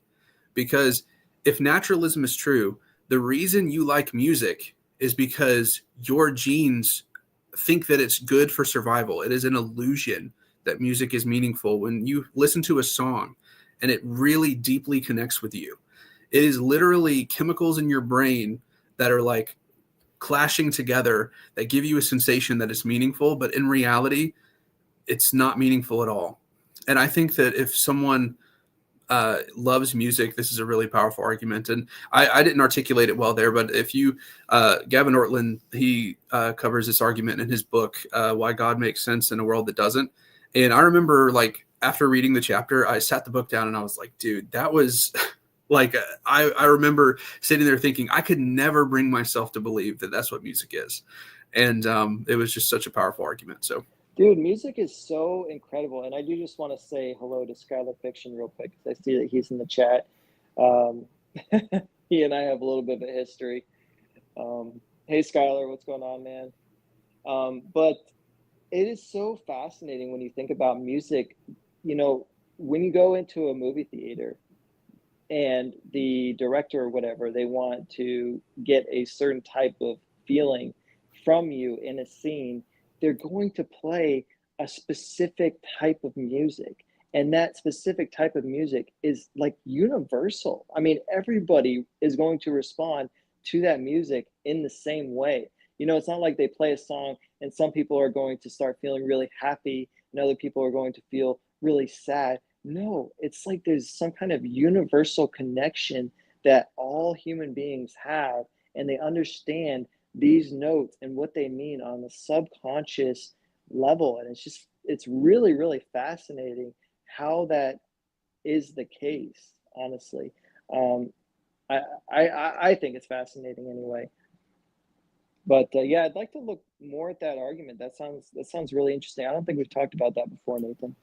Just so everybody knows, Nathan and I have these really long conversations sometimes, just the two of us, and we talk for like 4 hours. And I'm doing these conversations with him, and I'm like, man, this would be a really good space. So now we're yeah, actually talking and stuff. we And that's always say great. that too. We're like, man, this should be public. Like, Yeah, it would be great if we were talking like and people could listen to this because we've talked right. about epistemology, we've talked about the Hmm. foundation, like what is truth, what is knowledge. We've had Hmm. lots of long conversations.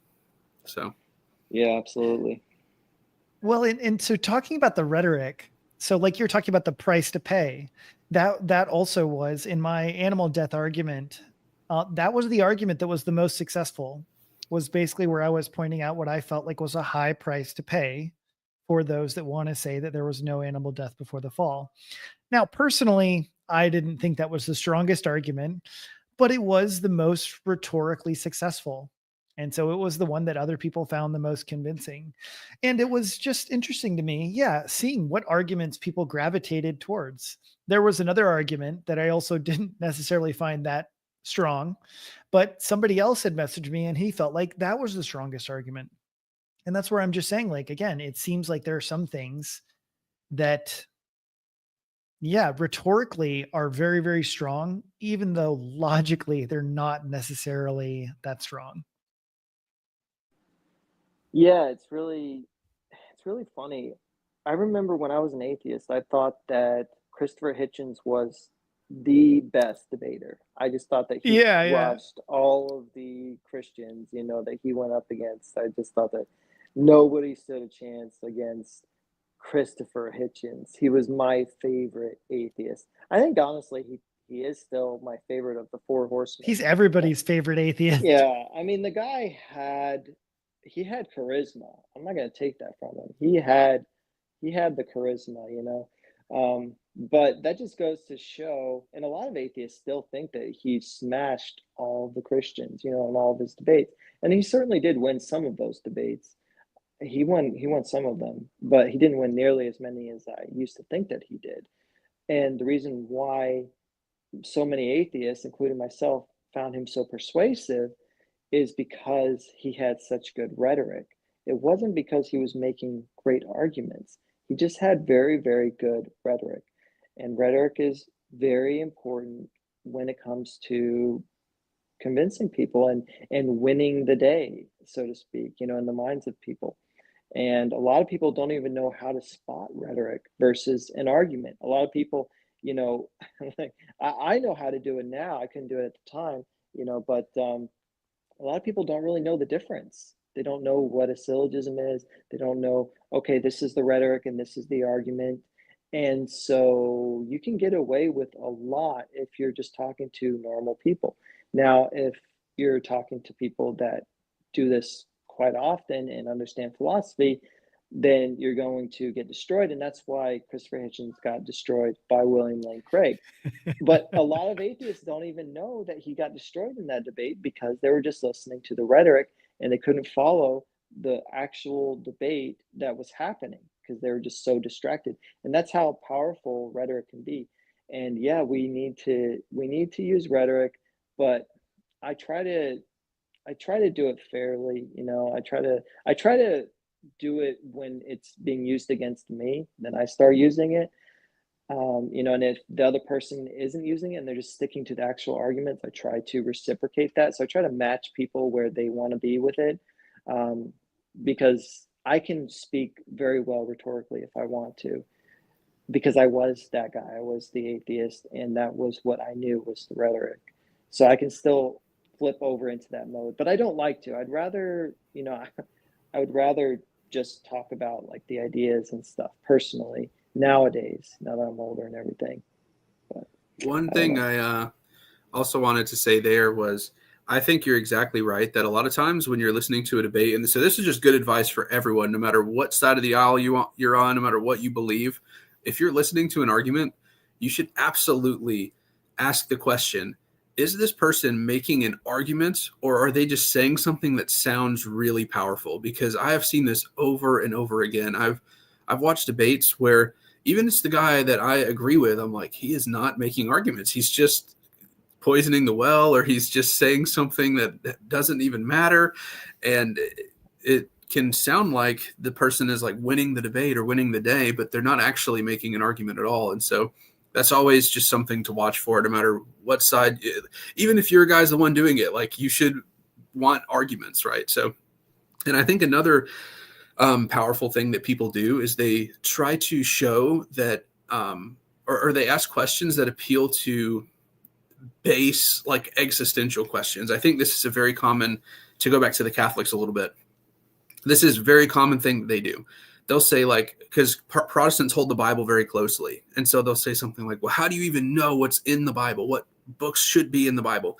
And so this like creates existential angst for like a Protestant, because it's questioning their foundational beliefs. And so that's another very powerful thing that people do in debates. They'll question like a person's like precious presuppositions, and then they also have rhetoric. Those are like the two that I've noticed that really affect people. Yeah, I mean, to me, if I'm having a conversation with somebody one on one, like in DMs, I'm going to be staying almost entirely away from rhetoric. I think rhetoric is a tool that you use to convince the people listening that you're winning the debate when you may or may not actually be. It's a way to persuade the people listening. But if you're engaging in rhetoric in a normal conversation with one other person where nobody else is listening, it's like, what are you even doing? Do you even know how to make an argument? Because there's no point to even doing that. It's just completely unproductive, frankly. And sometimes people do that with me, and I'm like, why did you even come in here to talk to me? Like, this isn't even a conversation and you're not going to convince anybody. And on the flip side of that, when I'm talking to people in public, yeah, I'm going to be using rhetoric because there's an audience. There's people that are going to be reading what I'm saying. And so, I was just thinking about that a little bit more. Like, I think that rhetoric is very important, and the way that you say things is important, like if I'm talking about abortion, you brought up abortion. If I'm talking about abortion, I can say, you support you support women taking a pill and killing their fetus, right? Or I can say you support ripping a child limb from limb in a womb, right? I could say both of those things, and to most atheists or most people that support abortion, both of those things are true. But one of those is much more powerful than the other, right? So I'm going to say the one that's much more powerful than the one that's not, right? Because I don't want to say, it's about convincing people, and it's much harder to be like, yeah, I support ripping a child limb from limb Yeah. than than like, oh, I support a woman taking a pill and getting rid of her fetus. Like I'm not going to use the Yeah. word fetus. Well, and this is actually why, because honestly, yeah, I'm not naturally a rhetorician, a rhetoric person. And so but I feel like it is essential, and this is also where, yeah, I've disagreed with friends about polit- politics in some ways. And one of the major things has been about, it's like, oh, but, they might be criticizing the guy you're supporting because, oh, he's not making any good points and he should be going through these very itemized things. And I'm like, yeah, but you know what? The majority of people don't care about all of the specifics. They really are not paying attention to the specifics. They are watching the rhetoric. They're watching, this other stuff. It's all about the other flair. And that was why I have this quippy little notion concerning Christians don't go to heaven. And I say, it's like, well, let me ask you, does Jesus have a live-in girlfriend? And that at least gets you thinking, like, what is that supposed to mean? And it's the notion, if the church or God's people is the bride of Christ, but they're all in heaven now, living with Jesus in heaven, then doesn't Jesus kind of have a live-in girlfriend, since the wedding's not till he comes back? And while it's not like some sort of just logical entailment in and of itself, it at least now gets you to think and finds on something rather compelling. Yeah, yeah, exactly. I think that's a pretty good example, honestly, because it's like if they agree, it kind of forces them to push back in a certain type of way too, because it's like, well, of course Jesus doesn't have a living girlfriend, and so now they kind of have to play on your terms because you're arguing that if what they're saying is true, then they do have, then Jesus would have a living girlfriend. So, yeah. Anyway, sorry, Nathan. I think you were about to say something. No, you're good. I just wanted to also talk about some of the stuff that's coming up for 2025 as well. I know that we've started talking about debates and stuff, which I love to talk about, but I know that we also have, I think, a lot of cool things planned, all three of us do. And I kind of wanted to hop into those topics as well for the people listening so they can know what to expect from the three of us. So I don't know if you guys wanted to change gears a little bit or keep talking about this. Yeah, no, that's cool. That cool with you, Daniel? No, I want to talk about this some more. No, I'm just kidding. It's fine. That's one of the other things that I think is very fortunate, is that, yeah, we can joke and get along in many of those ways. Some people are too serious. It's So true. You really don't want to be too serious on the internet, or you're gonna have a bad time. Also, if Seriously, you man. oh if you yeah. take yourself too seriously and you can't joke, like if you can't make fun of yourself, then like you're gonna have a bad time, because when other people make fun of you, it's Right. gonna be bad. Like I recently made a video on my channel, kind of like reopening Paley's watchmaker argument, saying that I don't think atheists have actually debunked this argument. I think that that's a myth online, and I think that we should actually defend this argument again. And a lot of the comments in there are atheists just being like, wow, this is so stupid. And it's like, if I can't make fun of myself, then when they say things like that, I'm going to, get my feewees hurt. So but you have to have thick skin on here. You absolutely have to have thick skin, and you really got to roll with the punches too. Like I've ratioed people, but I get ratioed sometimes. Like I posted this really funny, what I thought was really funny meme the other day about the ideal atheist, and it's at like 4.5 3 million impressions, which is my best performing meme of all time. And that meme, I got ratioed by like 6 or more atheists because, you know, all the atheists are sharing it and they're all going in there and liking what the atheists are saying. So I got completely ratioed in there. And then the community noted me on top of it, saying that an atheist, you know, would never say that they would never admit that God exists, you know, by definition. So therefore my meme is not correct. But my meme was like a joke, you know, it's a meme. But the community noted it. So, you know, it's whatever. Like I laughed it off, and a lot of people that might have really ruined their day because that's 400. No, that's 4 million impressions that just got completely like undone because once it gets community noted, none of that counts towards how many impressions you get. But you know, I'm not gonna let that ruin my day. You know, it happened. It's over. Whatever. You know, I'm gonna talk about it here. I'm gonna complain about it a little bit, and then I'm gonna forget about it all over again. So, You know, the Teal Swan, who's a YouTuber, she made this comment, which I really appreciated. And she said, "Do you want to be rich and famous or comfortable? Because you can't be both." And I was really just thinking about that in some ways that, man, there's a lot of truth in this idea. And that also went along with the leadership training that I went through at my church in North Carolina. And they were just talking about the greater leader you are, the more you have the ability to put up with crap. And basically, it's like you just have to endure and keep the crap, because as you get more and more responsibility, there'll be more and more crap that won't just go away, and you just have to endure it. You just have to keep pressing on while everything is not well. yeah, I find that to be very true. I noticed that, being a husband and a father, it seems like everybody's allowed to lose their mind except for me, you know? Yep. It's like I have to be the one that stays calm, even when there's a huge storm everywhere else. I need to be the calm one, and I'm not really allowed to go crazy with them. I kind of have to just take it and just shut up and just make the best out of it that I can. And I think that definitely applies to when you're in charge of other things as well. That when you get higher up in things, you really just do have to learn how to deal with that kind of stuff in a healthy and productive way. And if you can't deal with it in a healthy and productive way, then you're not in the place that you should be. You probably need to get demoted or something or get out of that because it's not healthy for you, I think.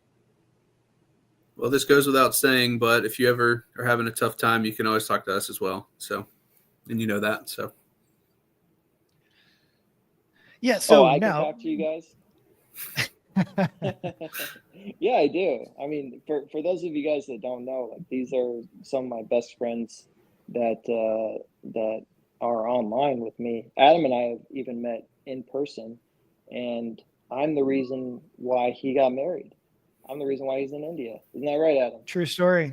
It's a Yeah, true story. let's I'm go. not It's, kidding. It's true. you know, I just posted a tweet, or I don't know what they call it, just a post on X, and just saying how much I have gained from X.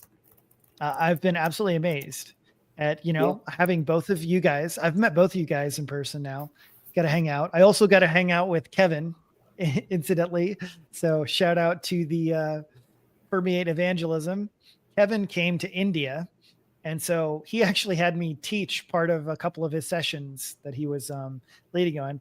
And actually now that's actually led to me teaching 3 days a week at the Bible College, Christian Apologetics. And so all of that. And then, yes, Daniel, his wife is him and his wife ended up connecting me with my wife. And so guess what? If it wasn't for X, for Daniel and his wife, I wouldn't be in India. I wouldn't be married. My entire life would basically be different. And then shout out to the last one, shout out to the Mountain Housewife. We actually, Pooja was just on the phone with the Mountain Housewife last night. And so now check this out, because this is like absolutely unbelievable for you guys that know me anyway. So we talked to the mountain housewife, and then the mountain housewife like just wanted to talk to me for a brief second, get to, introduction. I was like, oh yeah, I'm this and this and stuff. And she mentioned she was writing some books. And I was like, yeah, well, pray for me. I'm trying to write a book. Oh, what are you writing about? I was like, oh, I'm writing about Genesis 3:16 and everything. She's like, really? Is like, hold on. I got in my notes. Is like, she had written down one verse from God that morning from her devotions. Genesis 3:16. Dang. And so then I was explaining a bunch about it, and it was just literally exactly like God was speaking to her about Genesis 3:16, and then we ended up having a little bit of a conversation on basically my work for a good little bit. So God just worked out all of these things in ways that I could never have imagined. Sounds like Daniel's a good wingman. I might have to talk to him about that. Apparently I am. Apparently, I'm like matchmaker. My wife is really good at it though. She's done it for at least one other person too, I think.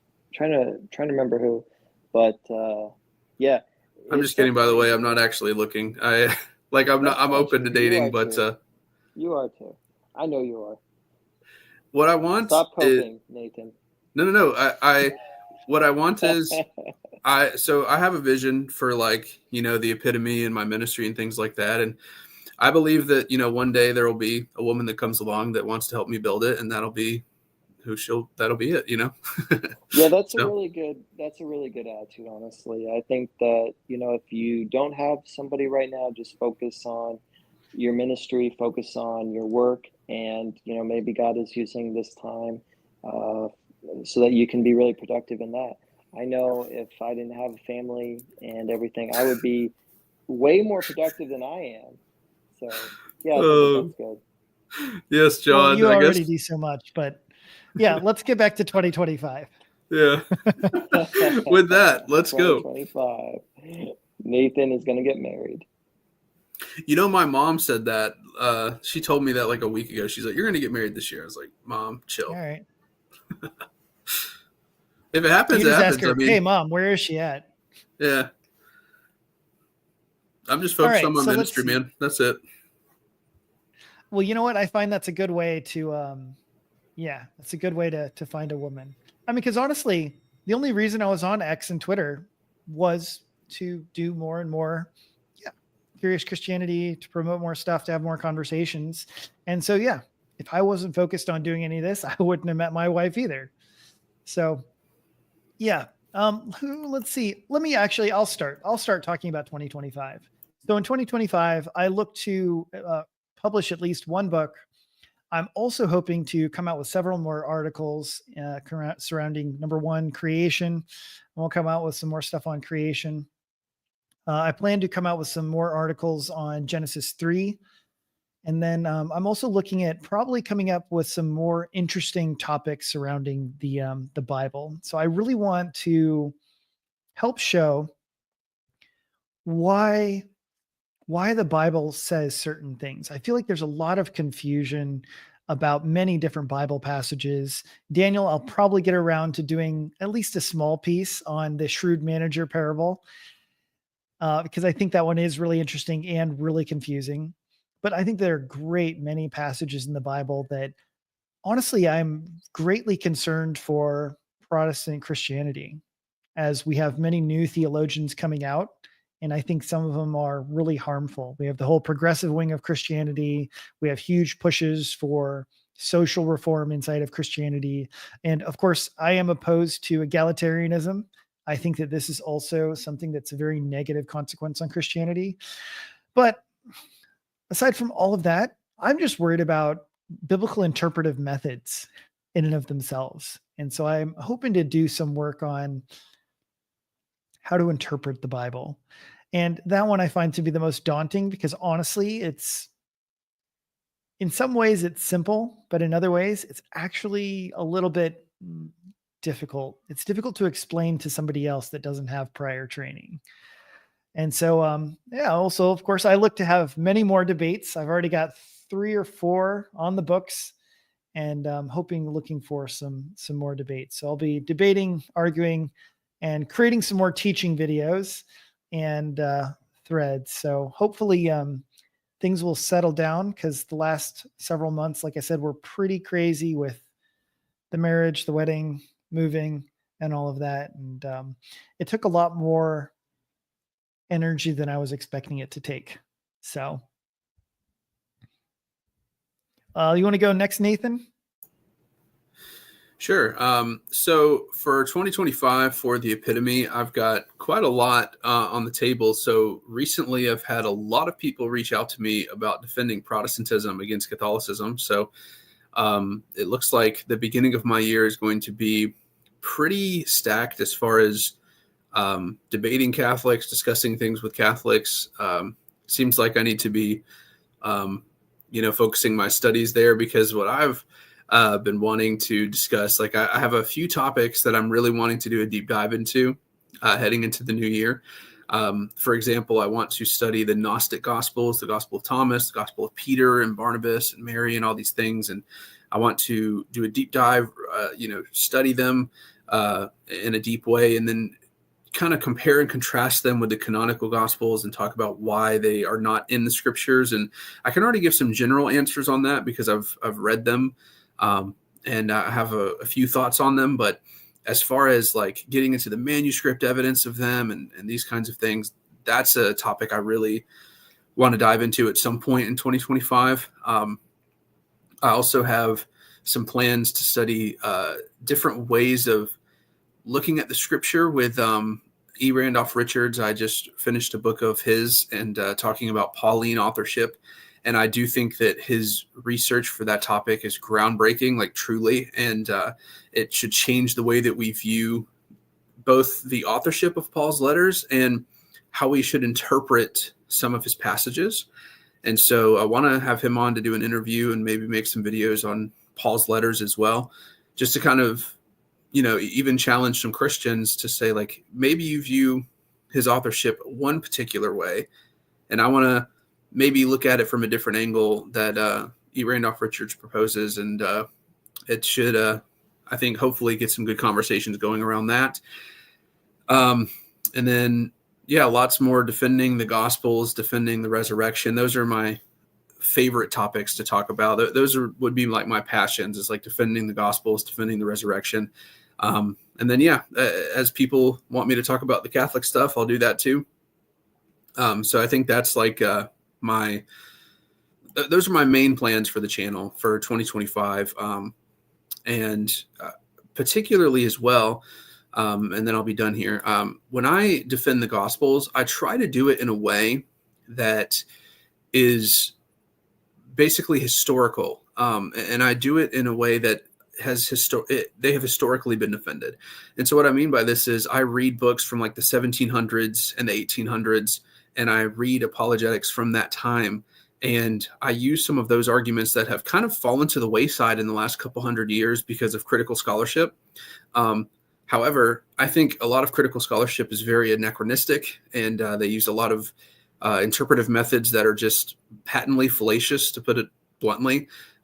They assume things, for example, like complete or total dependence as far as like Mark. Like they think that because Matthew used Mark as a source, Matthew is completely dependent upon Mark. And so anything that Matthew has in his gospel that is not in Mark is a complete fabrication, or it's just something he made up for theological reasons. So obviously that's fallacious, and it's a false dichotomy. There's total dependence. There's also, he could have written independently. I don't take that view, but he could have had partial dependence where he used Mark as a source, but also had his own information. And so different things like this. So I think that when we look at critical scholarship, I think that their methodology is flawed. And so I tend to argue in a more historical way. So I definitely look forward to defending the Gospels, the resurrection, and a lot more coming up in the new year. Awesome, Nathan. I guess I'll go next since I'm the only other one. So my goals for 2025, I've got a lot of things kind of going. One thing that I want to get back to is making some more YouTube videos. I've got 1,400 subscribers right now, and I think if I made some more videos, I think that would really, really take off if I were just to be a bit more consistent about it.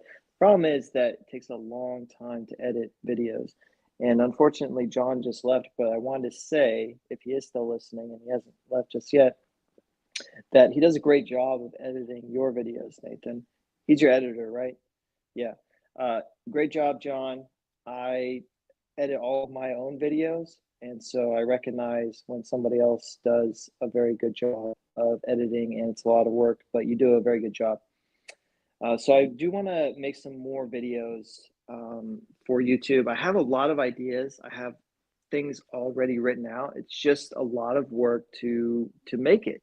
I mean, I have to write out everything that I'm going to say. I've got to script it, and then I've got to record it all, and then I have to edit the recording, and all of that in and of itself takes several hours, right? Because the Hmm. recording is going to have certain things that I'm going to need to snip out or whatnot, and then I have to actually edit and put in the pictures, and if I have music or whatever, I've got to put all of that in the correct places. It's a huge amount of work. Huge. It's not nearly as much work for YouTubers who just live stream, like what we're doing right now. That's not really very much work. But when you actually edit a video, it's a lot of work, depending on how thorough you want to be and everything. And I'm kind of a perfectionist, so it's a lot of work. But yeah, I wanna make more videos.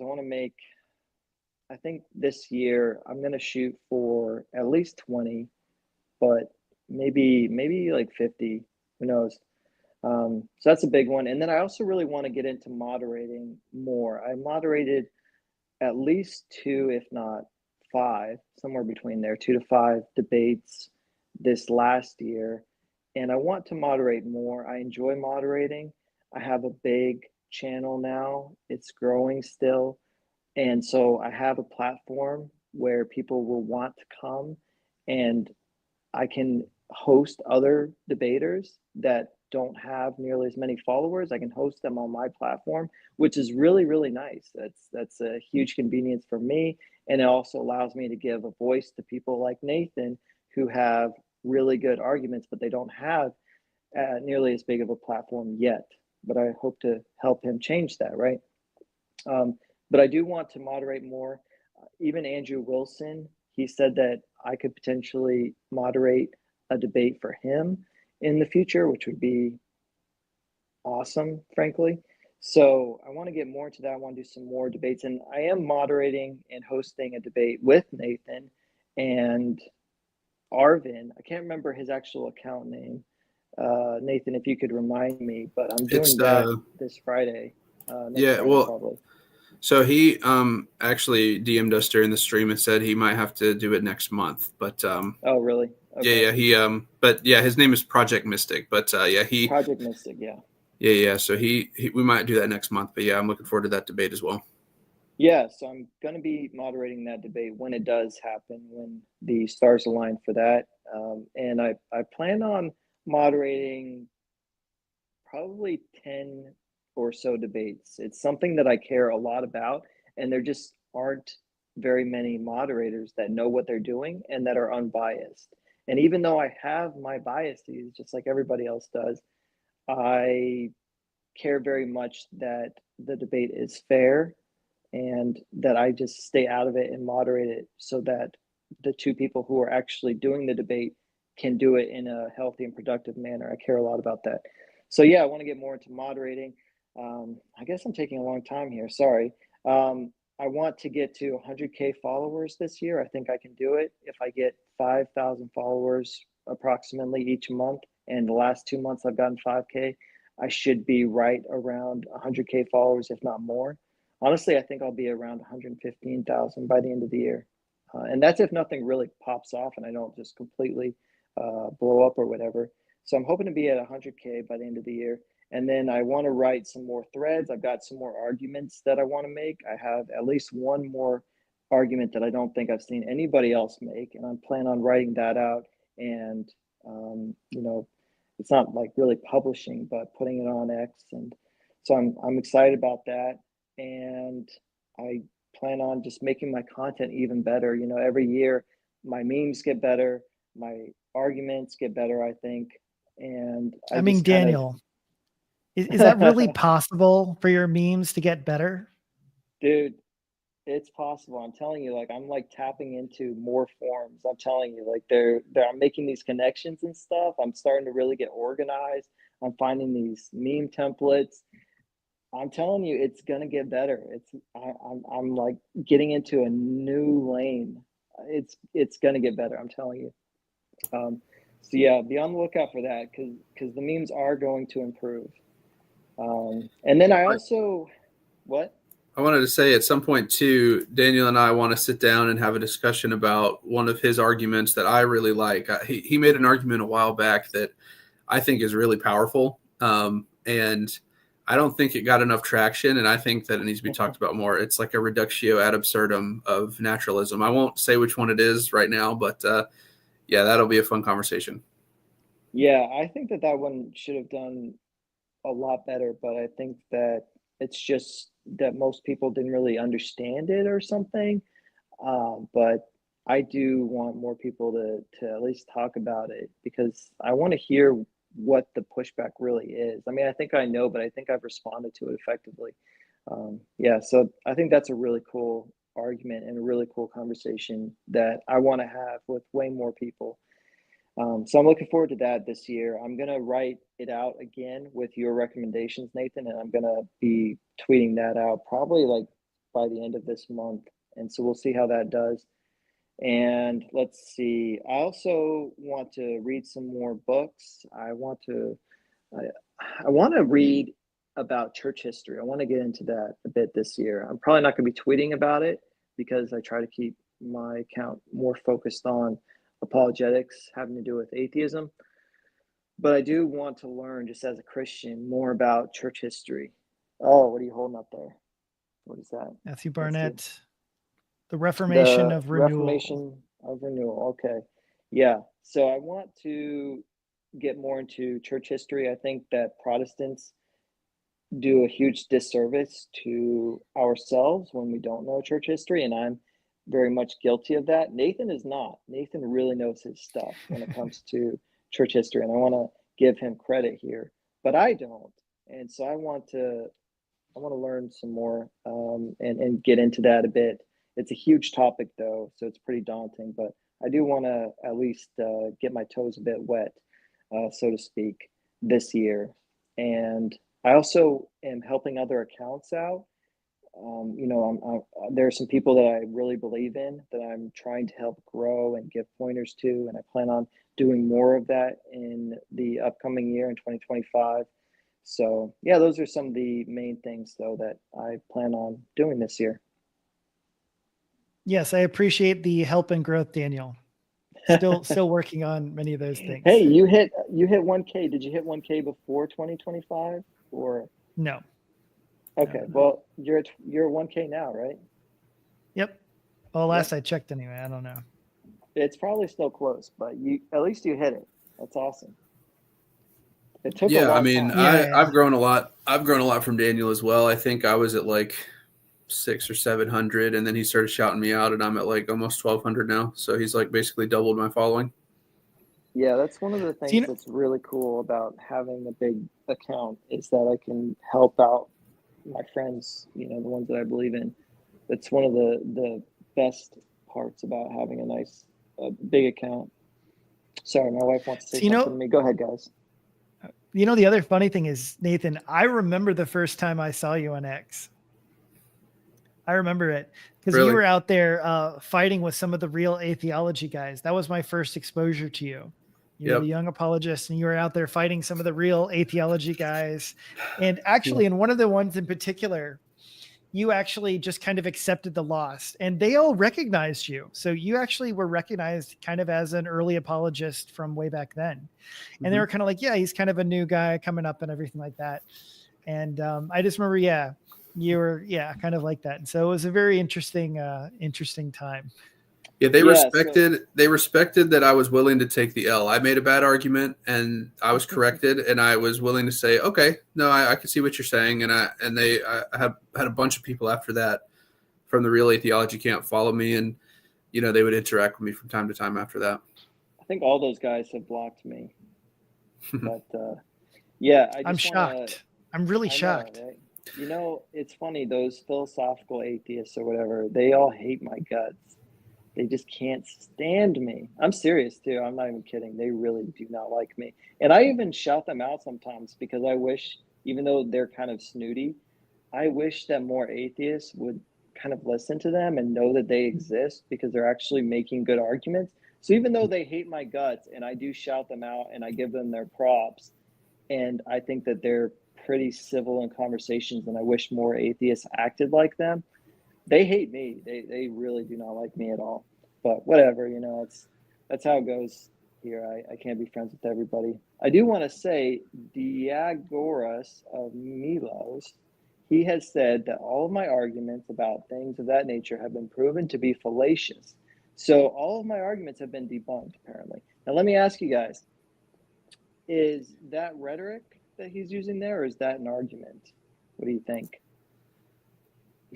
I mean, yeah, I don't think all of his arguments have been shown to be fallacious. Even like you could maybe say one or two or something, but like all of them, he's made so many, and I know all of them are not.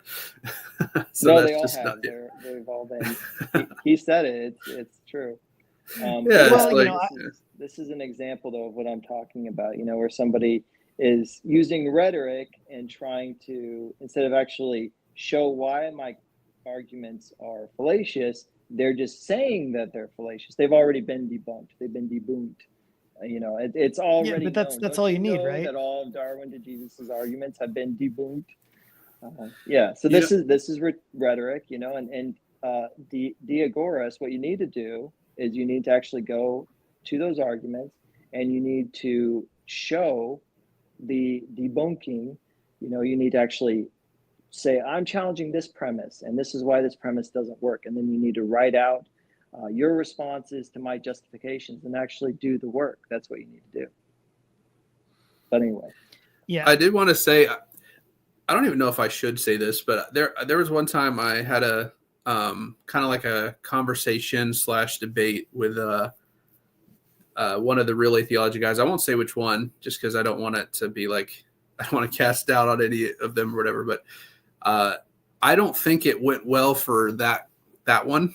And that video has never been posted, even though it was supposed to be. So, but I do appreciate them. And I think that they do a great job. And I agree with you. I think that they're some of the more respectable atheists out there. They're definitely sharper than most. And I wish more atheists argued like them.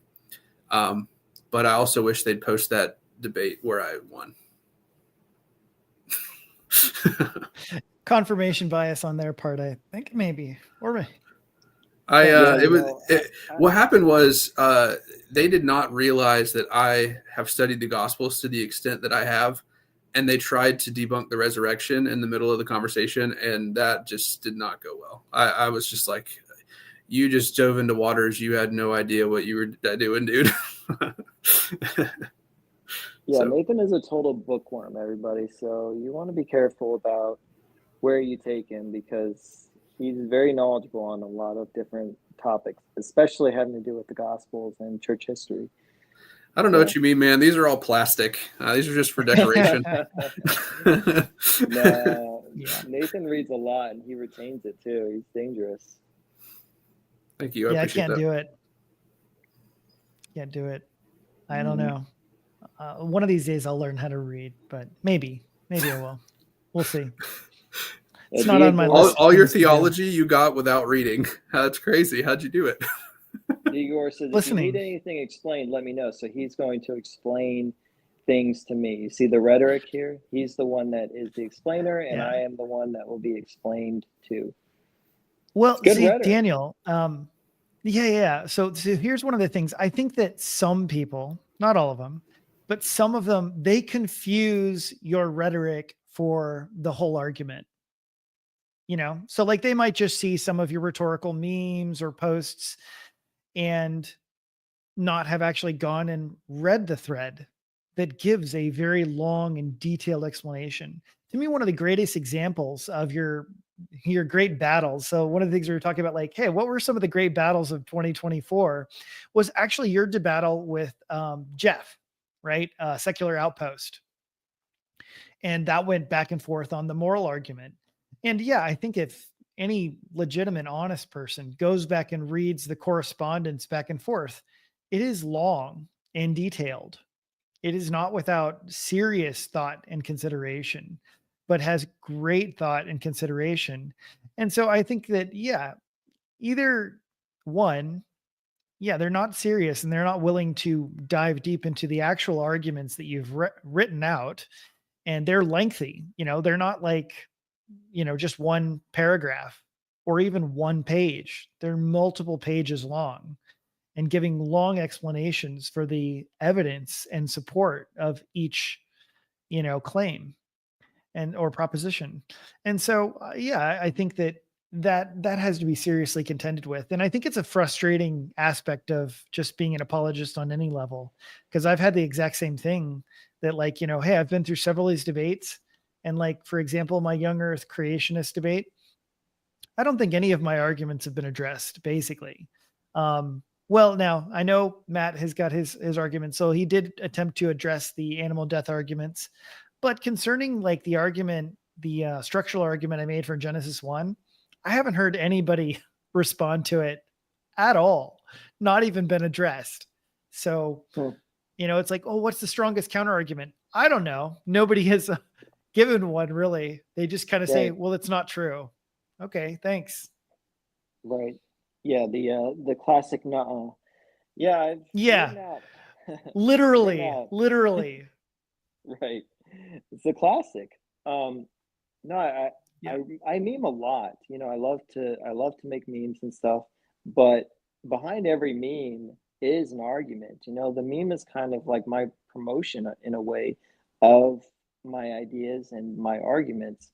So whenever I make a meme about something, I've probably written a very long thread or a very long argument in the past that I have ready in my bookmarks, that if someone's like, hey, can you actually explain this? I can probably just drop that on you and be like, yes, I've literally written all of this out. I'm not just like making memes and just shooting my mouth off about stuff. I've given this stuff a lot of thought and I've written it out. But I also want to bring attention to it in a very fun and interesting way. And I find that memes are a fantastic way to kind of make that point where you don't have to read for 30 minutes to 2 hours, and about that response to Jeff being Secular Outpost on X, I think he left recently, unfortunately. But yeah, he wrote a big, long response to my moral argument. He actually said that my moral argument that I wrote was one of the best arguments for the existence of God based on morality. He said it's one of the best he's ever read online. He wrote that. And he said it deserves to be studied. But he wrote a big response to it. And I took a long time to write a response to his part one. I didn't realize he was doing a two-parter. So I actually do technically still need to respond to the second part that he wrote. But I responded to the first part that he wrote. And my response was so good, apparently, that this atheist friend of mine, I'm trying to remember his name right now, but he actually publicly tweeted, like, I've read Darwin and Jesus's moral argument. I've read Jeff's response, and I've read Darwin's response to Jeff. So I've read pretty much everything. And based on what I've read, atheists should never argue against the moral argument, and we should just be moral anti-realists if we're going to be calling ourselves atheists. That's what he said. And he got a lot of flack for that, and I quote tweeted it, and we actually did a short space about it. But yeah, I have written this stuff out. I have done a lot of work in these areas, and I plan to continue to do more work. I do need to respond to Jeff's second part. I have read all of it. I just haven't responded to all of it because it's a huge amount of work, and it's so much work and almost nobody reads it. That's kind of the frustrating thing about it is it's like, man, this is a lot of work to respond to. I know what the response should be, but only like 5 to 15 people are going to read this. Whereas I can post a meme making the same points in a stronger way, and it's going to be seen by 5 to 50,000 people. I have a suggestion for you if you want one. Sure. You could totally like type up your response and make it a video, because people would totally listen to it in like a podcast format. It would be a long video. It would be like an hour and a half. Yeah. I mean, the first part, like what he's saying, he wrote 15 pages literally, and then my response was 15 pages. So my response was equal to his response, and then he wrote, I think, like 23 pages in his part 2. So my response would probably be around 15 to 30 pages. So in total, like we're talking 2 to 3 hours probably, especially if I'm talking about the ideas and I'm not just reading. It would be a lot. I just think the only benefit to that though would be that people would actually hear it, because people are more likely to watch a video, even if it's long. Like I watch really long videos all the time. I know that maybe I'm weird and most people don't do that, but I will watch I probably watch a 2-hour video every day. Like I just will click on a lecture about something and have it on in the background while I'm doing work. But, so maybe I'm weird and I have a warped perspective, but I know that if I saw you had a moral argument and just like, this is my response to Secular Outpost, even if it was like 2 hours, I would click on it. You know what I mean? So yeah. Well, and the way that I did that was in my response, I put everything that he had said exactly as he had said it, and then I put my response right under it. And for those of you that are still listening here, to me, that's the way that it should be done. That way everybody can be like, okay, this is exactly what he's responding to. He's responding to what's right above it, So anything that I'm responding to, it's going to be right above it. And then the next thing that I'm going to respond to, I'm going to put that, it's very well ordered. It's organized. You can see here's what he's saying. And then not only did I put my response, but I summarized what he was saying for everybody. And I made it more simple so that everyone could see, okay, this is what Jeff is saying. And I did that so that Jeff could see that I understood what he was saying, and so that the audience would understand what Jeff was saying. And I tried to do it in as charitable and as strong a way as possible to deal with Jeff's strongest argument. I really made an effort to do it fairly. And I think that that's how responses should be done. If you're actually going to respond to an argument or respond to a rebuttal to an argument, that's how it should be done in my view. That way the guy making the response or making the argument, he can be like, okay, yeah, he does understand what I'm saying because he's just summarized it here. He's got me, and then, okay, this is his response. But anyway, that's just my thoughts on it. So another goal for 2025 is for me to respond to Jeff's second part and make it all into a big, long video. I think that's a great goal. I think that too, as I'm thinking ahead to 2025, I think that maybe not this year, but something in the future, I would love to write a book. I think that's something I want to start working on in the near future. I haven't quite decided what I would want it to be, but there are a couple of ideas. I would love to make a book that's like a maximal facts case for the resurrection, because you've got Habermas and Lacona. They've done their minimal facts case, and they've written books on it. I would love to do a maximal facts case for the resurrection, because I personally think the maximal facts approach is much stronger, though the minimal facts case is like easier for conversations. And it's not like I don't like the minimal facts case. I think that it's definitely useful, but I think the maximal facts case is devastatingly strong. Like I think if someone is confronted with all of the facts, I really genuinely don't know how you can believe any other theory other than Jesus rose. So Nathan, you're going to title this the maximal facts case for the resurrection, why it's more better than the minimal facts case. No, don't call it that. We can do better than that. Yeah, I have no idea what the title would be. I would try to make it like a good title though.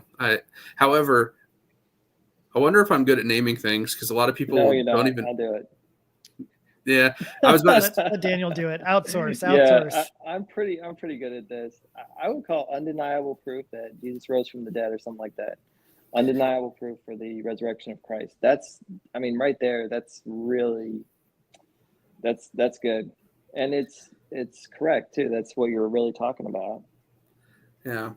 And speaking of naming things, whenever people look at my name for the epitome, they're like, a lot of people mispronounce it. A lot of people don't even know what that word means. And I'm like, oh man, I thought a lot about this.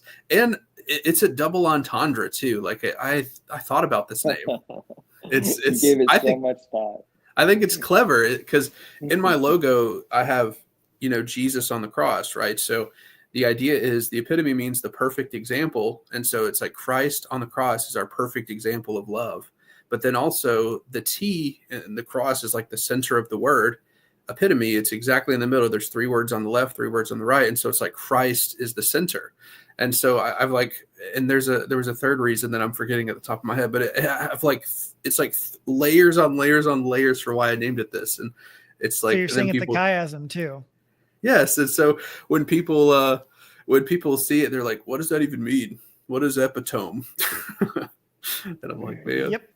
Don't you know what an epitome is?" Yeah. You got to watch Brian Regan. That's not the epitome of hyperbole. I don't know what it is.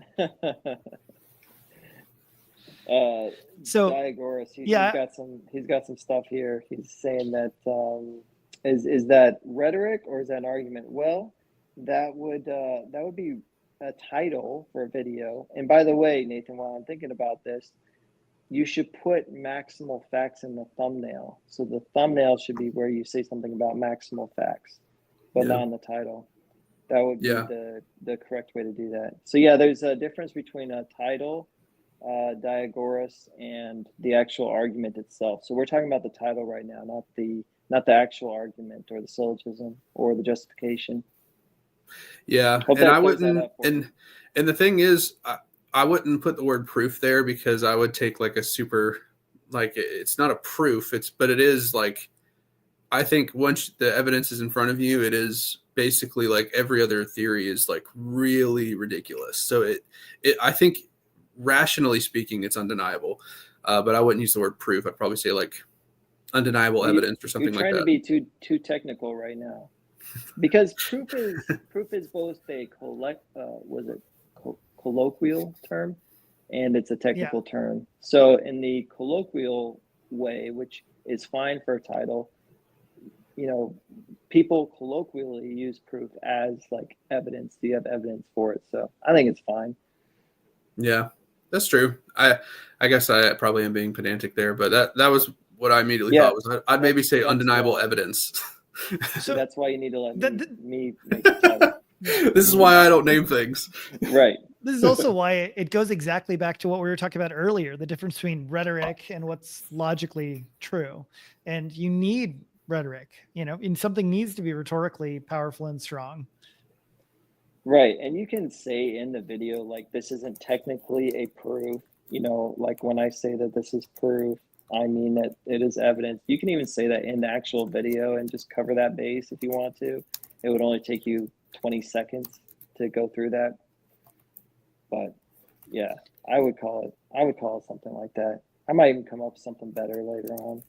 Let me know if you're interested. I'll help you. I love doing this. I love captioning things. I do it all the time. So I have to how literally soon caption can we every one of my memes. How soon can we get you fired, Daniel, so that you can work full time? Helping a. Because man, the more that each one of us could just focus on our core aspects and have the rest of the stuff outsourced, I think the better. Yeah, well, I've got about 3 or 4 more years, approximately. But We'll pray for you. yeah, yeah. I would love to be able to just do this full time. Though. That would be awesome. A lot of people probably think I already do it full time, but no, it's Dude, just I don't know how you do what you do. To me, what you do already is amazing. Nothing short of amazing, like yeah, hands down. yeah. Well, So, I just have a and habit of it now, and it's kind of gotten to be yeah, like yeah, a yeah. muscle that I've developed, you know. But it's Hmm. not something that has come easy. You know, it's been a lot of work, and I mean, it's taken me more than 2 years to get to the point where I'm at now. You know, a lot of people they're like, "Oh, just give me the secret sauce, and I'm gonna blow up." And I'm like, "Do you know how much work it's taken me to get to where I'm at? Like, it's been an unbelievable amount of work and dedication every single day. And I've got to like be using my imagination. I've had to be unbelievably creative. Like, I don't know how anybody builds an account with like 100,000 followers. I mean, it's insane how much work it's been for me. So when people are like, you know, just tell me X, Y, and Z and help me out, and they think that they're just going to blow up, I'm like, you really have to be super dedicated, and you have to just really like eat a lot of dirt, so to speak. You know, you have to be tweeting into the void for a long time, you know, and you have to be used to not getting any results because here's the thing that a lot of people don't understand. You're either somebody on this platform or on X or whatever in social media, you are either someone that people think of as having an opinion that needs to be heard, or you're not, right? Like you're either someone that people feel like, okay, this is an important person, I need to go and see what they have to say about this, or you're not that guy. It's one or the other, okay? And so your job on social media, if you want to grow, is convincing everybody that you are that guy. That's basically your job. Because if you're not that guy, you're not going to have an audience. You're not going to have a following. You're not going to be growing at uh, uh, an exponential rate or whatever. It's just not going to happen. So you have to basically convince everybody that you are that guy. And you have to do it when you're not that guy. It's very difficult, right? Um, so you really have to be inventive, you have to be creative, you have to know how to say things well, and it's a lot of work. It's a lot of work. So Yeah, you've put anyway. it in. You've put it in. Yeah, So I yeah. agree. And like that's the thing is I think that Daniel's approach is truly brilliant, you know, because he has, like he said, he has all these arguments that he's written out. He's written pages and pages of his moral argument that it, kind of like intellectual atheists. I would say Secular Outpost is definitely one of the more sophisticated atheists out there. I put him in my top five that I've seen, and I would too. yeah, and he says that his argument is one of the best that he's ever seen and deserves to be taken seriously. And then, you know, he shares his ideas in a meme in a format that will just make people angry because, you know, in a meme there's not going to be any nuance, there's not going to be any like, you know, they're not going to be pedantic. It's just going to be like making a point, and then someone says like, "Oh, well, this is so stupid and easily debunkable," and then you could just, you know, tweet something you've bookmarked with like a 20 tweet thread or something that shows like, no, I've actually thought about this. This meme is just like a encapsulation of this idea that I've really put a lot of time into. So it's a good format. Yeah, I love doing that sort of thing. I love to just make a meme and then have people be like, "Oh, the moral argument is stupid." I'm like, "Okay, well, here's the actual argument. Go ahead and get to work. There's six syllogisms on this side, and there's six syllogisms on that side. Go get to work.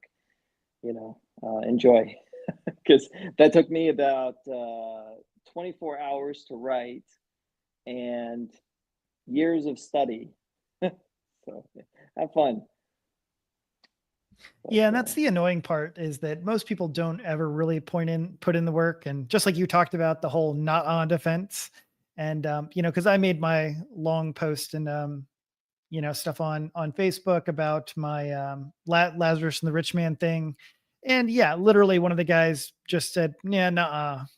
I was like, yeah, okay, whatever, because he had made a post. He took the Caiaphas view, and he was pretty much just like, well, you need to call NT Wright. And I was like, that's fine. Give me his number. I'll call him. Like, what do you want me to say? Like, yeah, I think these other guys are wrong, and just appealing to, oh, well, somebody else said you're wrong. No big deal. Like, send me a link. I Tell me wanted to why I'm say as wrong. well, Daniel was talking about like how hard it is to get to where someone is. I was watching Wes Huff posted a video earlier today, and I'm sure you guys have seen he's just massively blown up almost overnight. But a lot of people think like, oh, this guy, he just like came out of nowhere. And I'm like, dude, I've been watching Wes Huff for years. Like, you guys just didn't even know this gold mine of a YouTube channel existed.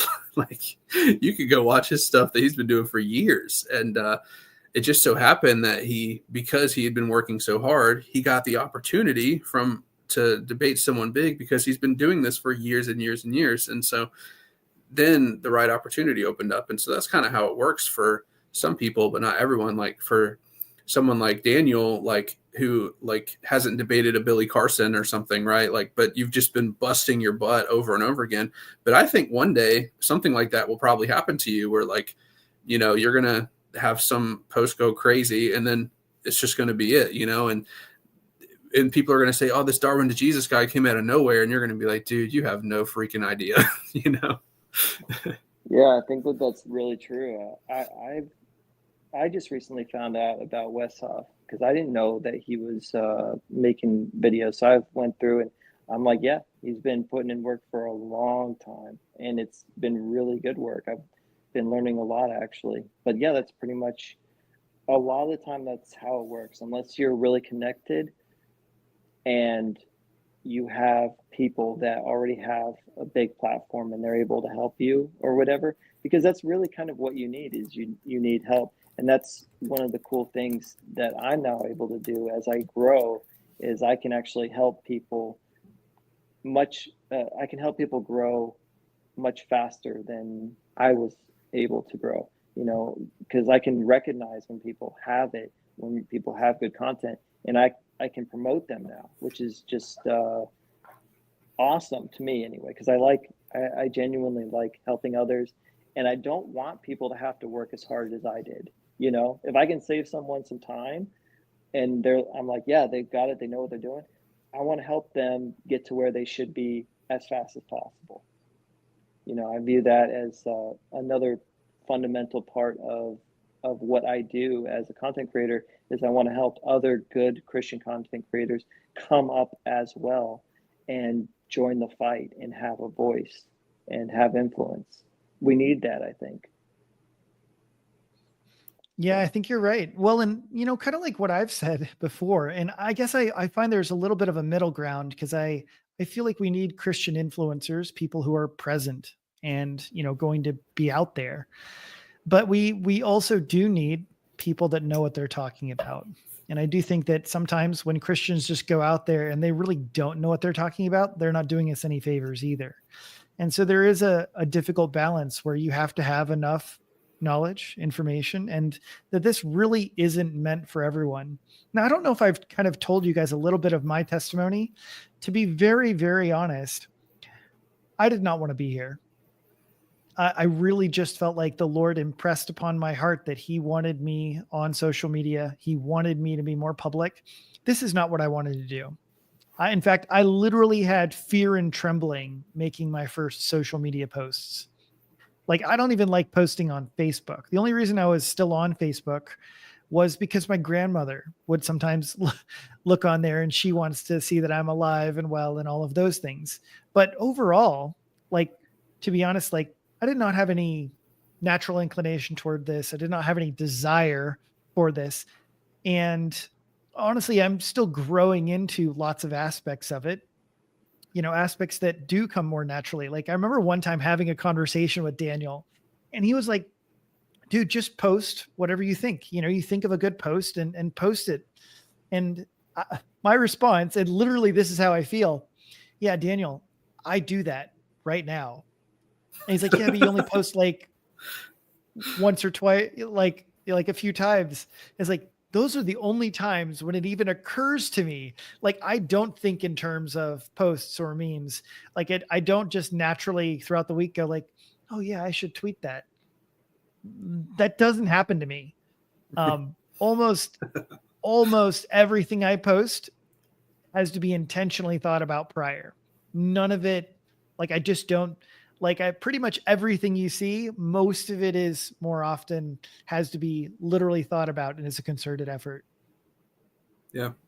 Man, I'm basically the opposite. I mean, I'm thinking about content 24/7 pretty much, like I'm just always thinking about how to make things better or connecting ideas. I'm listening to books, I'm listening to podcasts, and I'm reading comments by atheists or whatever, and I'm just like getting ideas, and I write these ideas down in my notes or whatever, and then I figure out the best way to express that idea, because an idea or an argument can be expressed in a bunch of different ways, right? Like I can express it as a meme, or I can just express it as a question, or I can express it as an argument or a statement. There's a whole bunch of different ways that I can express an idea and convey it. So then I figure out like what's the best way to express this idea. And yeah, I mean, that's like a huge part of my day. Basically, it's just thinking about what I want to say and how I want to say it. I'm just doing it constantly. Sometimes, sometimes my wife is like, "Where are you right now?" I'm like, "Oh, sorry." Yeah, Got but that's why something your brewing. channel is that's why your channel is like 50,000 times larger than mine. I think that I think I'm right in the middle of you guys. Like when I hear both of you speak, I resonated with so much of what you were saying, both of you. Like when Adam was saying, I tweet when I think of stuff now. Like that's the same. Whenever I think of something to say, I tweet it, but I also totally am with Daniel as well, that I am always thinking about content and I'm always trying to learn.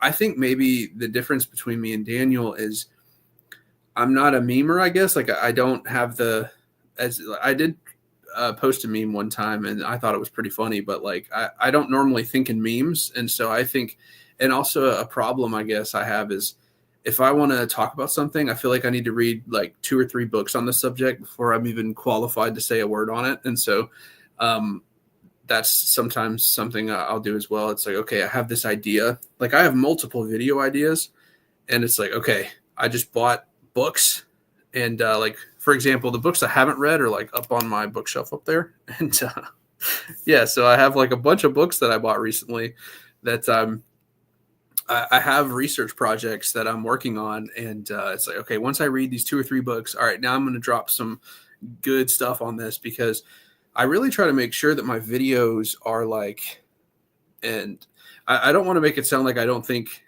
Daniel's content is high quality or anything, but this is just, I'm just saying this is the way I approach things. Like I really try to make sure that my like 10-minute video or whatever is really worth someone's 10 minutes because I think that life is so valuable and time is so important. And so it's like, if you're going to be sitting for 10 minutes watching one of my videos, I want to make sure that I've thought about every objection. I want to make sure that I've read up on the subject. I want to make sure that I know what I'm talking about. And I want to make sure that I can defend the view I'm putting forward properly. And so a lot of times, like the content I put out is much slower than what Daniel can put out because I that's just kind of how my mind works. It's like, if I haven't read about it and debated people on it, like I debate people in my DMs on topics that I'm coming, like I have atheists that I talk to where I'm like, all right, I'm thinking about this, like, let's go. And we'll just go in voice messages back and forth and I'll see what kind of objections they can come up with. I have theist friends that I'll DM and say, okay, like I have a buddy, Mike, he's like a really good debater in my opinion. And he and I talk about all kinds of stuff. Like if I have an idea, I'll message him and say, okay, I'm thinking about this. Think about just try to debate me on it. And we go back and forth and he has helped a lot of my videos become better. And so I think that that's probably the difference. I think I'm in the middle of you two. I'm not like a content machine like Daniel because even though I'm always thinking about content, I think I just approach it a little bit differently. What do you think of that, Daniel? Yeah, I think that you're definitely more cautious than I am. I think that there are a little bit that there are some workarounds though, you know, as far as like being super cautious because you don't want to be too cautious. One of the things I try to do is talk to people when I have an idea and I think that somebody's really knowledgeable, and I have an argument, like, that I've done this with you, Nathan, and I've done this with you, Adam, and I've done it with other people as well. If I have something and I want to say it, I'm like, hey, I'll go and I'll get opinions from people that I think are knowledgeable about it, and ideally they'll be more knowledgeable than I am. And I'll see what they think before I actually, hit publish or whatever. So I think that that's one way. Like, I don't necessarily have to go and read 3 books. I can go talk to the guy who's read the books and be like, hey, uh, does this work or not? What do you think? I think that that's a good way to kind of like save time, in my view. And there was and the other part about this is sometimes it's okay to like learn on the fly, and to just have that conversation, like not everything has to be said exactly correctly and you've like covered all of the bases and everything is totally nuanced. There's a way of talking and communicating that I call leaving meat on the bone. And it's literally where you say things in such a way where there's something for your opponents to respond to, meaning that there's meat on the bone. Because if I cover every base and I cover every objection, which I do in my long arguments, but if I tweeted like that all the time, one, it would be a massive undertaking. Two, it would be boring as all get out. And three, there'd really be nothing to be said about it, afterwards. So I call this leaving meat on the bone, which is like, I know the bases, I didn't cover them, but if you go there, I'm going to meet you there and I'm going to have the ball in the glove and you're going to get tagged out, but let's have that conversation in front of everybody. And maybe I won't have the ball. Maybe I'll learn something, maybe I'll be taught a lesson or whatever. And that's fine too. That's fine too. So I'm okay with taking more risk. I think it's more fun, more dynamic, to me anyway, and for the audience. But that's just kind of like my thoughts on all that. I actually And can that's why attest to that as Daniel. well. I was going to say, Yeah, I can that's why actually Daniel attest to has the a. fact that he's done that. I can attest that he does DM me and hey, I have this argument. What do you think of it? And I'll bounce ideas off of him, or I'll try to come up with objections and try to sharpen the argument and things like that. So we have done that a few times. Yeah, I've done it with many people. I just say nah, and then move on. It's not true. Nuh-uh. But both of you have helped me quite a bit and given me really good feedback with things that I've wanted to say. It's been great, and honestly, I think you guys have given me more feedback than I've given you. So I try and help you in other ways. Now that I think about it. Well, yeah, I mean, but that's exactly where. Yeah, I mean, like I said, so I like having both of you because I'm also, wearing this shirt from your feedback, Daniel. Come on. That's true. That's true. And you look great, by the way. I love it. I'm so thrilled to see you in a nice collared shirt. I appreciate it. And now fantastic. also, this is a random topic as well, but I started going to the gym recently with my brother, and I've been losing some weight. So, come like end of 2025, that's another goal. I'm going to hopefully have lost a ton of weight and just be in better shape. So it's going to be good. Yeah, man, I actually just recently started getting back into running 5Ks with my kids because I'm getting a little bit pudgy over here, Christmas. Oh no. Christmas holidays and everything. Yep. I could lose about 15 pounds, I think. I was at like 170. Really? Oh yeah. I was at 170 and now I'm at 190. And I'm like, Daniel is not a big guy. Well, I am. Don't say it like that. You're gonna make people think I'm 5'3". No, but like you would look like a big guy if you were 5'3" and 170. But yeah. No, you're not. But so like you're talking about losing 15 pounds. Nathan's talking about like losing multiple Daniels. Yeah. I'm going to lose probably like 70, 80 pounds probably. Yeah. So Yeah. But anyway, I'm trying. I'm just saying I'm trying to get in shape too, and I push my children because we've got this runner, and I run around my neighborhood with them, and I do 2 laps with one of them, and then I swap them out, and I do 2 laps with the other, and I push them, and it's a lot of fun. They really enjoy that. It's great. I had a So yeah.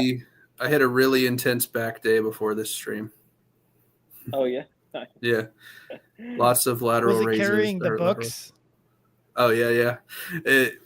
Lots of lat pull downs, and yeah, my brother has lost like 60 pounds in like the last 6 months, and so he was like, because I've been working out and I've lost about 10 pounds in the same amount of time, and he's like, let me take you to the gym. I'm going to show you how to work out. And I'm like, okay, dude, it's clearly working for you, so I'll go with you. And he's not kidding. His workouts are like insane. So I will probably lose weight very fast working out with my brother. And obviously diet is a big part of it too. So he's like helping me meal prep and things like that. But yeah, the workouts, like we go to failure on like every single set and things like that. So it's just like very intense. Like I would always have like maybe 3 or 4 reps left in the tank when I worked out. Like I would just be like, all right, let me do like 10 to 12 reps. And like, if it's failure, whatever, like, and now it's like, no, you're going until you literally, and then we'll go to failure. And then like on lat pull down, for example, he would like push it for me. Like he's like, you're failing. Now you're going to do 3 or 4 more reps and I'm going to help you so that you go past failure. And so like, that's the kind of stuff we're doing now. Yeah. Hey guys, real quick, I should probably get going to bed. I told my wife I'd be coming to bed at 10. So Yeah, I was actually just looking at kind of closing things down for now and stuff, and yes, kind of catching up either way. So, but I'm really excited for what you guys are doing and what we're all doing in 2025. And so yeah, we'll keep up the good work, and I'm sure there'll be many more conversations to come. Yeah. Thanks for having me, Adam. Thanks for coming, Daniel. It was a good conversation, guys. yeah, man, I just want to say, if anybody's still here listening, I can't see how many people there are, but these guys are both awesome. You guys should definitely go and subscribe to their YouTube channels. Both of them have awesome YouTube channels. They're making great content, and they're both just great guys, frankly. I trust them both, and I have really nothing but good things to say about both of them. So yeah. Anyway, you guys have a wonderful night, and thanks for having me here. Thank you, Daniel. And Yeah. also, I'm streaming on my channel, and I have both of their channels linked in the description. So if you're watching on the Epitome, go check out both of them as well. Like, subscribe, do all that good stuff. Yeah. All right.